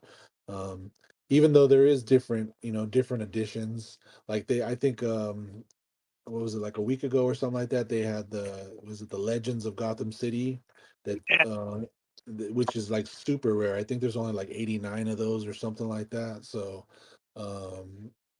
that's another one of those things where unless you were able to do all those things that they were doing early on, then you were eligible to get that drop.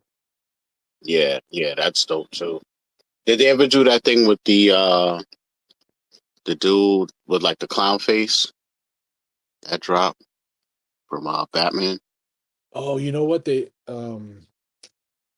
are you talking about was that for McFarlane or for Candy? I get them confused. That's what I'm I, saying.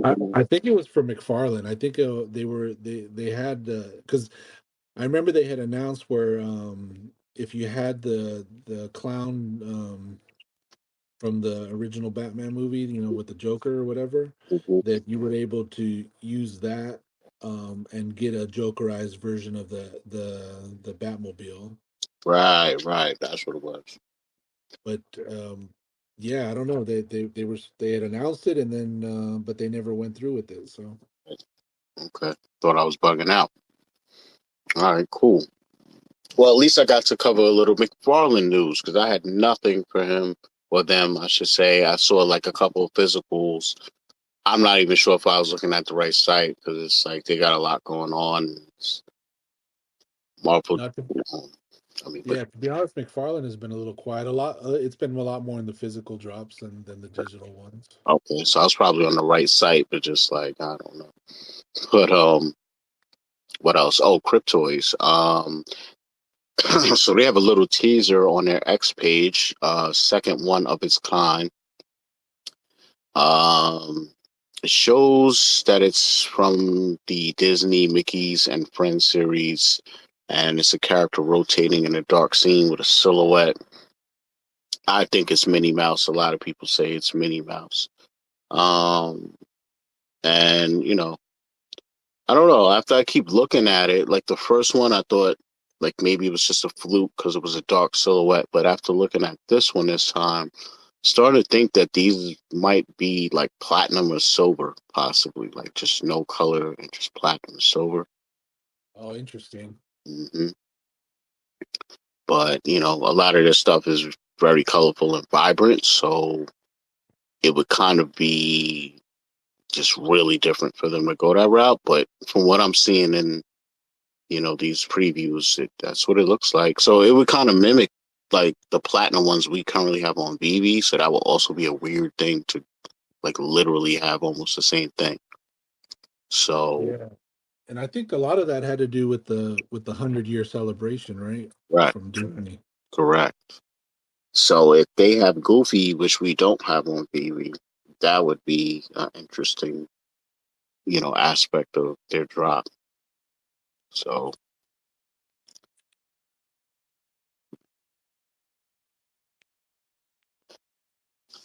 so yeah, onto film and some TV stuff. Like we were touching on earlier, latest trailer released for the Thunderbolts. Have you seen it? How are we feeling about the movie? You think it has potential, promise? I'm excited for it, bro. Only because I like the characters. You know what I'm saying? Like, and I kind of like those kind of team up movies. You know what I'm saying? Where you put a bunch of people together that may or may not like each other. That always adds a different kind of element. And it was cool seeing that they teased the century in the last trailer with Bob. Yeah, yeah, yeah. I know there's one little quick clip too that was a little spoiler or whatever you want to call it that he was in it. There's a little quick scene of them picking up a belt buckle and it's the S from Century. Right. Yeah. I saw that. Yeah, so I was like, wow, they really gave it away. But it's like, if you don't know what you're looking for or at, that meant nothing, especially the way it was angled. It wasn't like the S was facing you, it was kind of turned sideways. So, Right. so those quick little things I caught today, I was like, But yeah, like you said, it's unfortunate though that I already like can see where they're going with it. Right. Just through the whole trailer, like Bucky is going to be the one that is probably the last one to add to the group. That's why he wasn't in the room with them getting trapped. And he's going to know the truth that basically she's forming them as a team to frame everything on them. That's why the people she got all have like bad criminal records and did reckless stuff. So she's going to send them on a bunch of missions to do stuff, then blame it on them. And then Bucky will probably have his perspective of like thinking they're doing it on purpose, not knowing like they're being misled. So he's gonna go after them like full force. And then eventually they'll all talk it out probably during the fight and realize like, oh, we're all being used, yeah. And then, join forces and do whatever. No, you're right. Because in the previous trailers, you didn't really see that dynamic, right? As far as Bucky being kind of an antagonist, you know what I'm saying? Like, because it was just really, like the way they edited it, the previous trailers, you just couldn't, you didn't get that sense. But with these ones, you definitely get that sense where he's not necessarily a part of the team from the start. And so it will be interesting to see how they use that in the movie as a plot device. Exactly. Yeah, man. I think it's interesting too how that was originally supposed to be a show and now it's a movie. And when I look at it visually, it reminds me of a show. Like it feels like it should be a show. Kind of like what happened with Black Widow and um, Captain America, you know, the Falcon one or whatever. These are Right. supposed to be shows, and then it's like last minute, like, nope, it's going to be a movie. But my only gripe is like, well, it better have movie budget effects then. Don't give me show quality and scripting.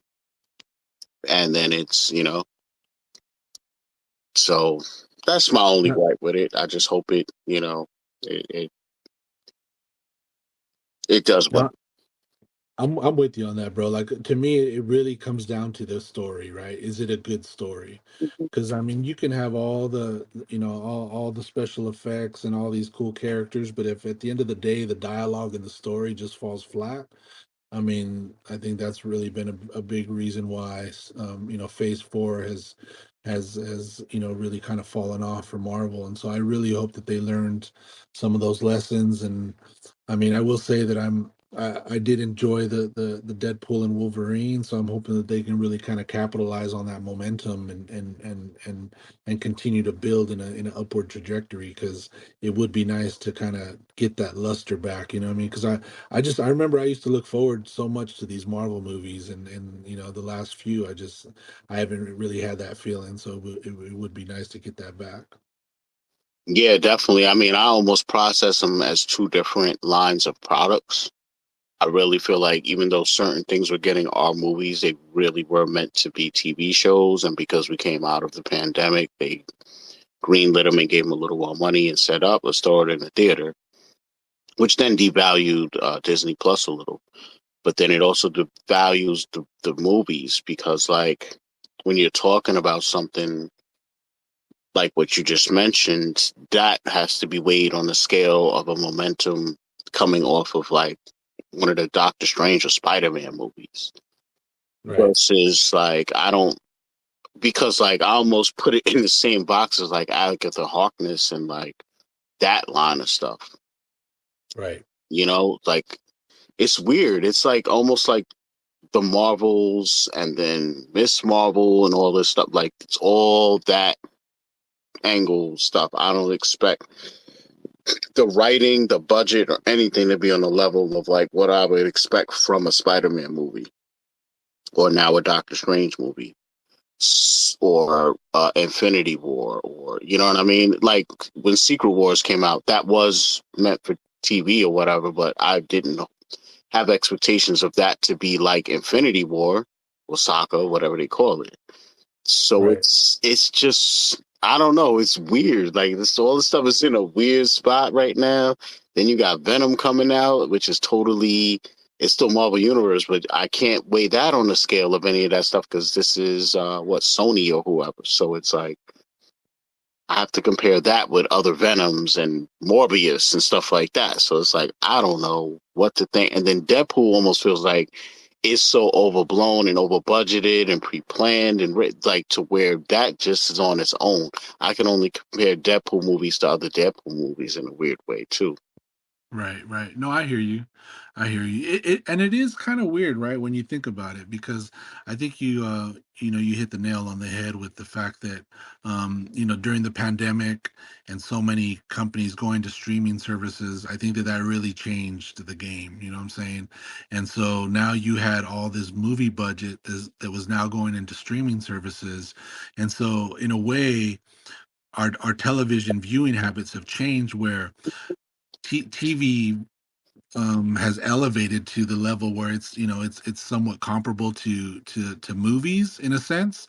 Mhm. But at the same time, like if I'm going to a movie, like I want it to be an event, you know what I'm saying? Like I don't want it to be where I feel like I'm just sitting in a theater, you know, like watching TV, you know what I'm saying? Like that's so it is kind of a weird dynamic. And I think the other thing too was I think the writer strike really kind of threw you know what I'm saying, a Mhm. monkey wrench into everything. So coming off the pandemic and then the writer strike and then, you know, just the way the world has kind of shifted away from you know, streaming being the primary way of consuming a lot of this media to now being back in the theaters has really caused the movie studios to really reevaluate their approach to a lot of this IP and how they're going to deliver it.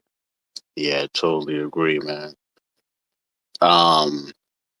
So another thing that came out, I haven't gotten to see it yet, but it's definitely on my radar.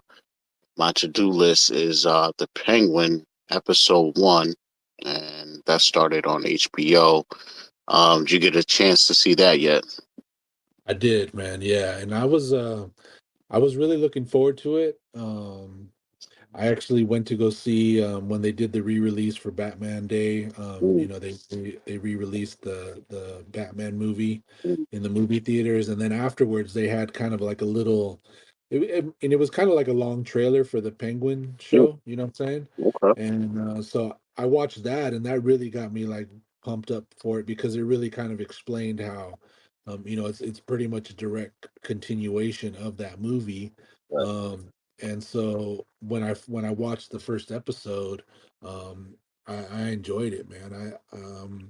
Colin Farrell, bro, he's such an underrated actor, I feel like, and I think that it was cool to see how a lot of the aspects that were introduced in that movie were kind of brought into the show, and then it just really kind of um, is going down the path of how Oswald or Oz or whatever goes, becomes who eventually we all know him as the Penguin. Right. Do you think there's a potential possibility of them bridging the gap between the Batman, the whole red and black with that? See how they're using the red and black for this.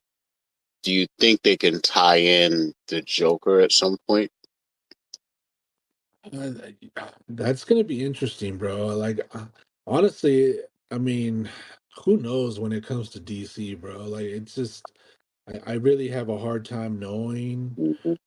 how, like which way the wind's gonna blow. You know what I'm saying? I Yeah. know that James Gunn is going in and really revamping a lot of this stuff, and he's putting his own touch on it, and so it will be interesting to see how they're able to pull all this stuff together because I know they're making more announcements as far as castings for some of this, the characters in some of these future projects, and I wonder how much overlap is going to be between like the Joker and this Batman series and movie, and whether or not it's going to tie into the overall DC EU, if you will. Right. That's what I'm wondering too, man. Because it the tone and just the visual style and difference between Joker and Penguin seems kind of vast to where Right. Joker almost is just on it. Like Joker was never really the most like physical dude. He used a lot of trickery and he'll pop off some shots if he got to. So it's like I don't know how that guy, Joaquin Phoenix, would translate into the universe and like on screen visual look of the Batman series. You see what I'm saying? Yeah. Yeah, I kind of take it like that's kind of like a multiverse approach, you know what I'm saying? Mm, Or Elseworld approach, because that's how DC, you know what I mean? Like this is kind of taking place in a different mm, universe, so to speak. right. Really interesting. You know. Um. So yeah, another thing Osmond gave me as a talking point actually was supposedly there's a RoboCop TV show in the works, and he says with James Wan on board. I don't know who James Wan is. Oh, bro, James Wan is bro.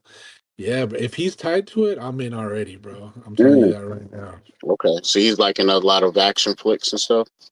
Oh yeah, bro. He's I love me some James Wan. Okay. So I guess that's gonna be a banger, man. I know that last RoboCop movie was kind of slept on. It was kind of decent though. When I checked that one out. So I don't know. I'm just a fan of that IP in general, and I haven't really been let down too often. I think it was RoboCop 3 that was bad. I'm not sure, but might have been 2. But overall, yeah, I like the IP. I think they could still do a lot with it. Um, It, it once in the AI era and all that stuff, they could definitely have some crazy storylines. it will be interesting though to see, because I mean I know, like, for me, like, when it comes to James Wan movies, like, he kind of came up from like the Conjuring and Insidious movies. Mm, Like that's what he's kind of known for. okay. But most recently he was doing the Aquaman franchise, you know what I'm saying, for DC. So um I want to kind of see what his approach would be with the RoboCop, whether it's going to be more of a gritty kind of approach, or how he's going to take it. Wow. Okay, so he's a director. I wasn't sure if he was an actor or director. Yeah, he's a director. Okay. I see what you're saying. So what he's made so far, it's like, how do you bring him on board and have something not lock in step with what he brings?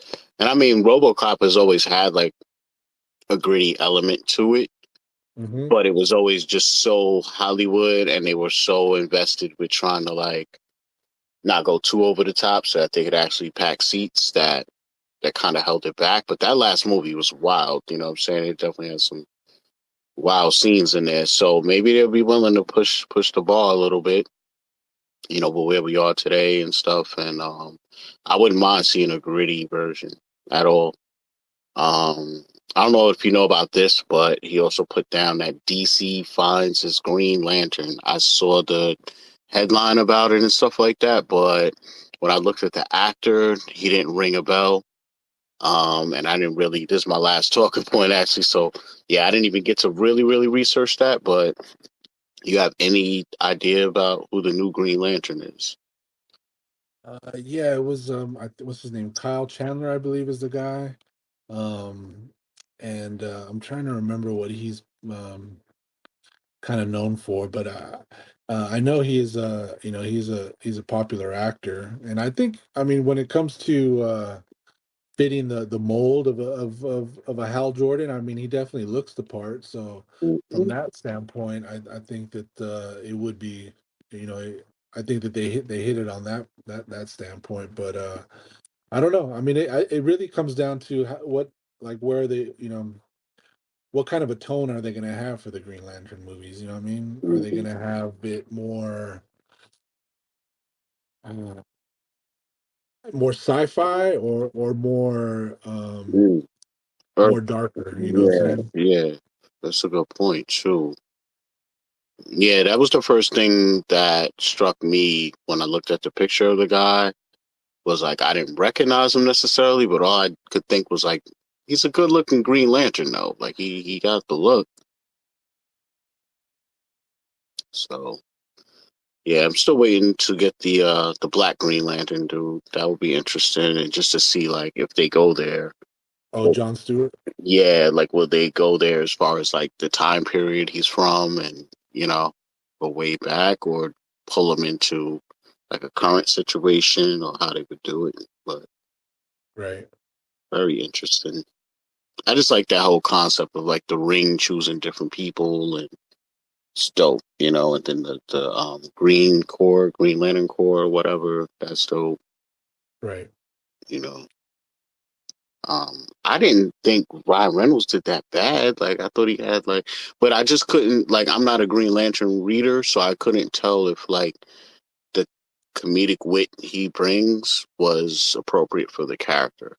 I don't know if the character has that type of wittiness, so that was the only gripe I had. Yeah, and that's the thing about Ryan Reynolds, right? Like, he always brings that kind of that witty banter, you know what I'm saying? So it's always that's just kind of one of those things when you're watching one of his movies. Like for me, I always think back to his Van Wilder days, right? So I'm always thinking like, man, this is Van Wilder, bro. That's crazy. Damn, we took it back. Oh man, I start thinking about something like Boiler Room or something like that. Like Okay, okay, yeah, yeah, yeah. it was one of his early movies too, but he wasn't like a main character. He had a whole co-star thing going on. But yeah, man, he's played a couple roles, and he's definitely cemented the Deadpool role. Oh, for Um, sure. I know they had to joke about, um, signing Hugh Jackman, to deals till he's 80 to play Wolverine. And it's just interesting that, like, you could really go there with that character because it's, he's lives till he's mad old, So, but my thing is, like, I don't want to be waiting like 5 to 6 years for, these Deadpool movies or whatever they're doing. But it's like at the same time, it takes years to cook up something that dope. So it's like, it just sucks, because they're getting older. You know what I mean? Like with every Right. movie, there's such a gap in between them. Like, And I'm, and yeah, and when it comes to the Marvel movies, I mean, really, all of this is leading up to Secret Wars. You know what I'm saying? yeah, So, and I think that's when they're going to really kind of, that's when they're going to do the reboot. I think after that point, you know what I'm saying? yeah, I agree. It's just who they get to be involved in the reboot and what it means, and it's because it's getting far off to where it almost feels like they're trying to go for like a new Avengers team that's not even the original Avengers at all. They made a hard pivot with Robert Downey Jr. and Doom, and it's just a lot to process and try and like envision where it's gonna go. But we'll see, man. You know that what I've been seeing a lot of is when you brought up Robert Downey Jr. and Doom, throughout the years, Doom's kind of main antagonist has been Reed Richards, right? Mhm. And so it will be interesting to see if they still keep that dynamic Right, with Reed Richards and Doctor Doom, because I know a lot of people have been theorizing that they may kind of switch it up and where it's going to be more of a Peter Parker right. versus and Doom, you know what I'm saying? Just because playing off of the Tony Stark Peter Parker dynamic. So Yeah, I can see that too because they've already laid out some sort of Easter eggs that would connect those dots a little. yeah. Um, yeah, they can go a lot of places with it. They're definitely saying they're going to use him to kind of eliminate the whole Kang thing, which I'm Right. disappointed in, very disappointed. Because I was looking forward to a whole Kang thing and all of that, but it's what it is, man. It's what it is. I'm with you, bro. Like I was, coming off of that first Loki series, Mhm. like I was hyped for Kang, you know what I'm saying? Like I thought that um Jonathan Majors, yeah, but I was forget the version of Kang that he played. He Who Remains. Yeah, He Who Remains. Like I thought he played like a perfect He Who Remains, Yeah, you know what I'm saying? definitely. And so seeing that and knowing that there's just so many different ways that you can go Right. with Kang, I was really excited. And then when I saw that the Ant-Man movie, I was like, well, Mhm. uh you know what I mean? Like I had mixed emotions and I was like, I don't know about that. And then they kind of reintroduced the character again in Loki season 2. Right. You know what I'm saying? And so I was, I had high hopes, but ultimately, I think, with his legal problems, I think that really was the nail on the head, nail in the hatchet, so to speak. And so, unfortunately, I think they just decided to pivot away from that. Yeah, got to Well, make it back into the series. Mhm. that, and I think that they were kind of flailing right throughout Phase 4. You know what I'm saying? Like I just felt like there was just they, I don't know. Like I don't know. Like I felt like there was just way too many misses and they couldn't afford, stocking up those misses. Mm, that's a good point too, especially with the budgets that they were needing to throw at this next phase.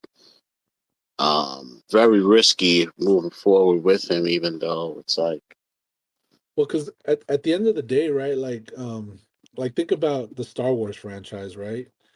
And I think that Marvel at the end of the day didn't want to become the next Star Wars. You know what I'm mm, saying? Like in the sense that like lately Star Wars has had more misses than hits from an overall fandom.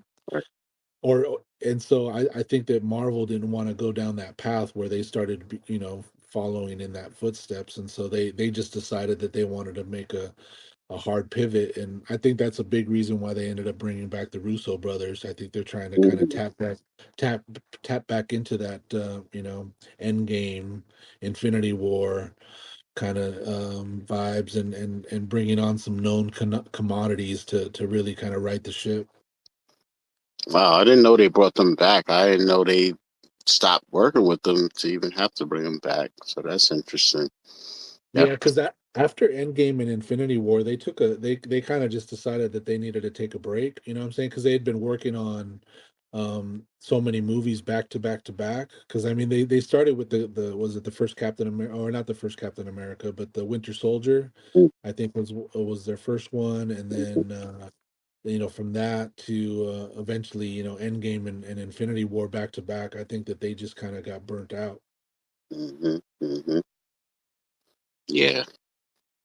I think it's all working out for the best, though, at the end of the day. Agreed. Yeah, man. Shout out everybody still in the space with us. What are those is here. Cash flow is in the house. Boobs came through. Appreciate you all coming through, hanging out on a late night. Lot of extra run over this episode. Osmond's going to have fun putting this one together because I had to make like 3 to 4 different spaces to make this happen. So good luck, Oz. Welcome back, man. Nice treat for you.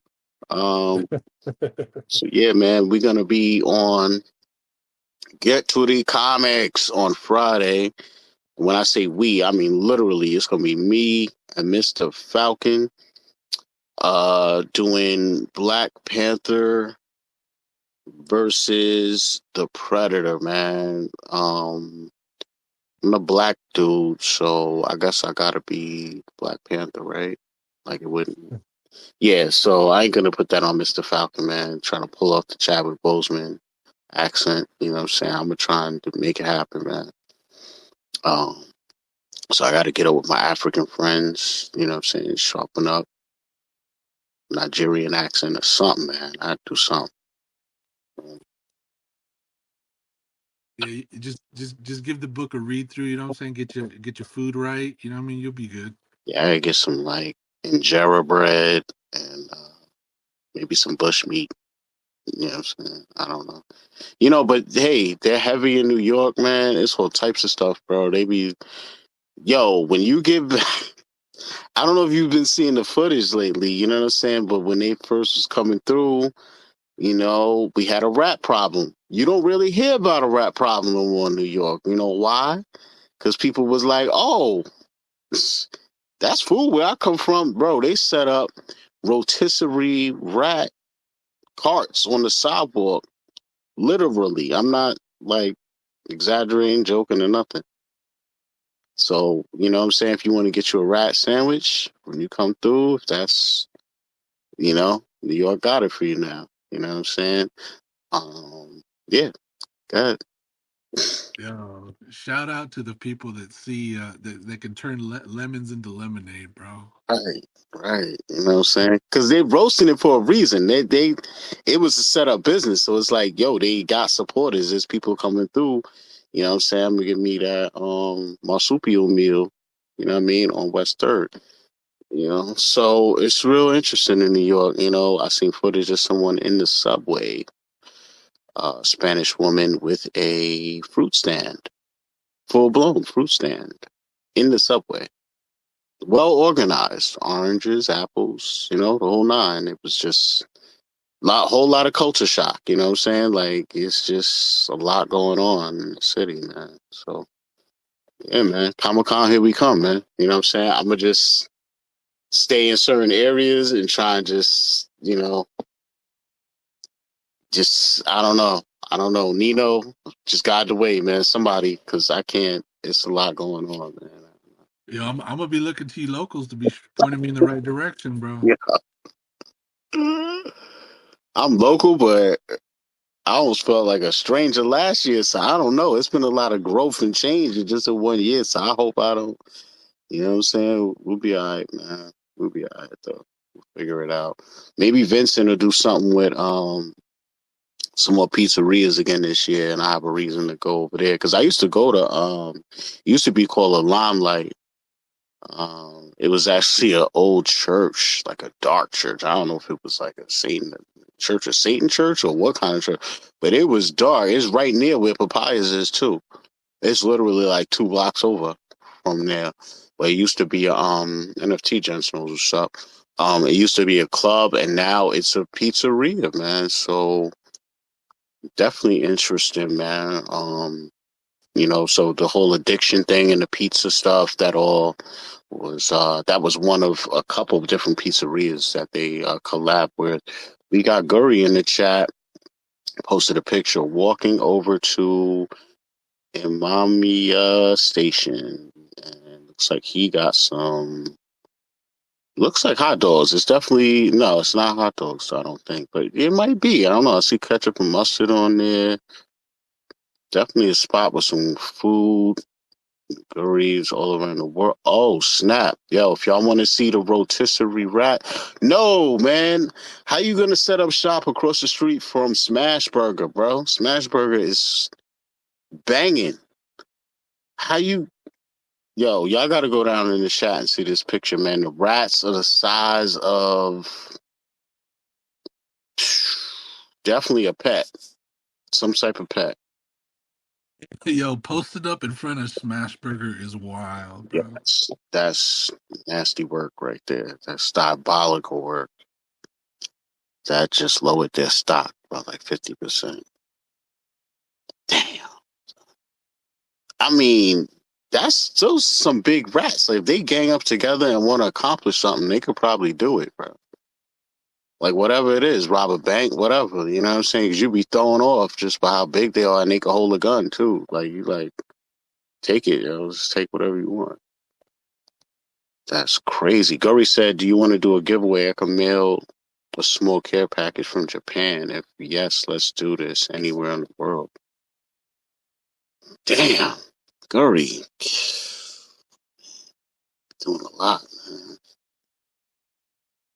I don't even know what to do with that information right there. Like, what are we doing, yo? I was about to close the space, and he told me about doing giveaways 50 minutes ago. This is what I get for not checking the chat. Why y'all wasn't looking at the chat, man? We could have had stuff from Osaka.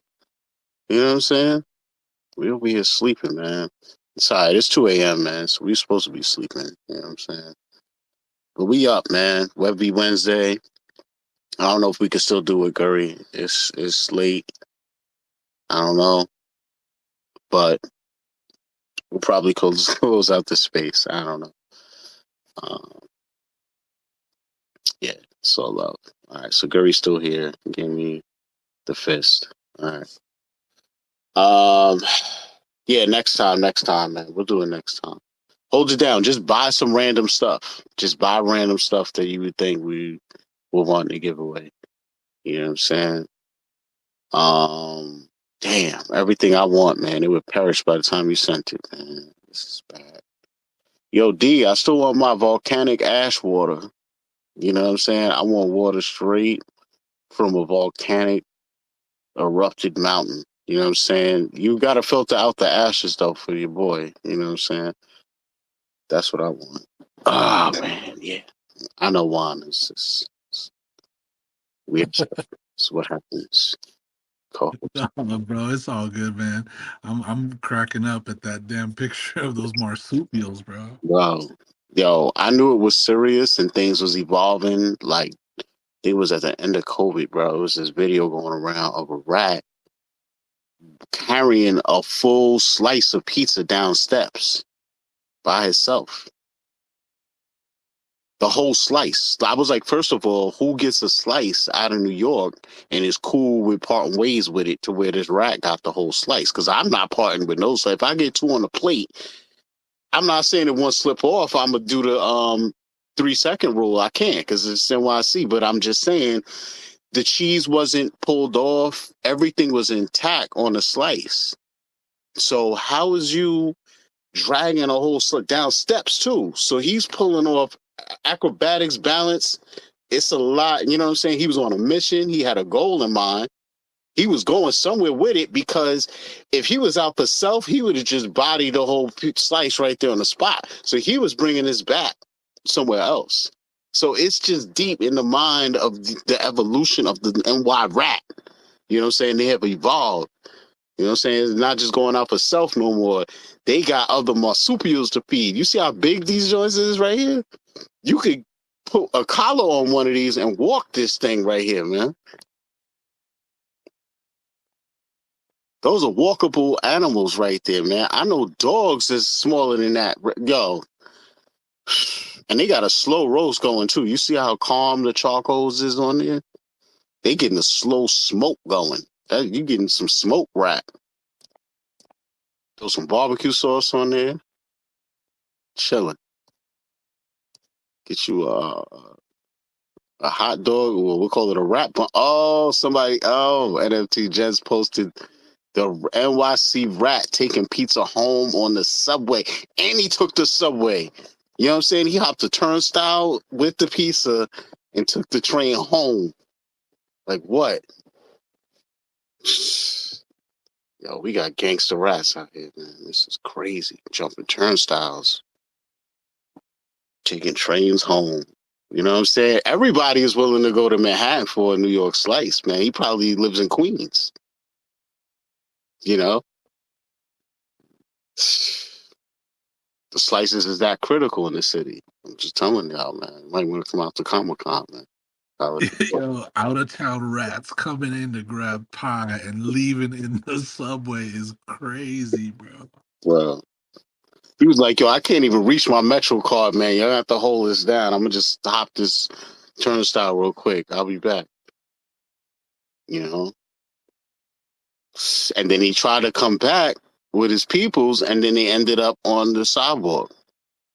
You see? So karma is real. Don't be stealing slices, man. It's crazy. Oz is going to kill me, man. Oz is going to kill me. This is probably my last appearance on Webby Wednesdays, y'all. So it's just been fun. Now I'm just kidding. Oh, man. Yo, but I appreciate OMI-Juan coming through, ultimate co-host, holding it down. Thank you for coming through. Yeah, appreciate this praise, good doctor, man. I'm always up to come in here and chop it up with you, my man. I appreciate you, man. More to come from us as a tandem, I feel like. Everybody coming through the space. Some of y'all probably sleep, some are up. Appreciate you all. King Nino, Acolyte, Mahalo, Boobs, D, congratulations. O'Milly, Ulskillen. I always jack up his name, man. Don't get old, yo. Your eyes start going, you know what I'm saying? All this stuff. It's 2 a.m. Don't do it. Don't get old. Call up Boba Fett. He got the crowd free stuff. Gurry in the house. G.O.D. NFT Gents. Cash Flow, man. Appreciate you all. Everybody that came to speak earlier. Emojii. Who else? Was it anybody else? It was just us three, right? Okay. Was it Collectors Gone Digital? Oh, yeah. He came through for a little bit too, man. Shout out Josh, man. Always head over to his Twitter. He got some craziness going on. Always making something. And these guys are always streaming games, etc. Him, Emojii. Yeah, man. Acolyte be getting in there. So, yeah.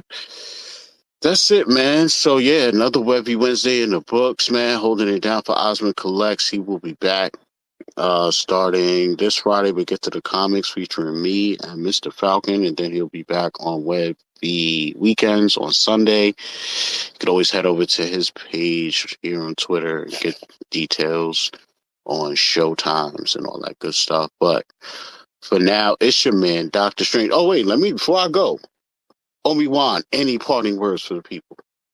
Man, this has been fun, bro. I just, shout out to everybody that's been here riding it through with all the stop and starts. And yeah, anytime you want to chop it up, bro, I'm here for you, bro. Thank you, man. There's been a couple times during the week that I was trying to DM you and it would not let me find you. I don't know why. So it's good that I got to DM you through all this madness and I can keep the convos going. Yo, shout out everybody coming through. Booze, mahalo, everybody. Nino, get at me. You know we got to do it. So yeah, man. Catch y'all next time, next week. 11 p.m. Eastern Standard Time. VeVe Wednesday will be at episode 77, man. So, yeah, man. Appreciate you all coming through. Till next time. You know? Jeez. VeVe drops in a multitude. Film come TV, watch Diorama. Community strong, and we got that love. VeVe Wednesday, make it way around the clock. Catch us on YouTube, the WebP Collective. With insights so sharp, the intellect's reflective. From superheroes to market highs and lows. From breaking news, making sense of all these shows. So tap in every week, don't miss a beat. With Ozman and Dr. Strange, we bringing heat. Ozman collects on the mic. VeVe Wednesday's a sight. But Dr. Strange by side will take the flight. Live on Twitter and Spaces. Tune in tight. Some cryptos from the falling. Watch the market ignite. VeVe drops in a multitude. Film come TV, watch Diorama. Community strong, yeah, we got that line. VeVe Wednesday, make it way around the clock.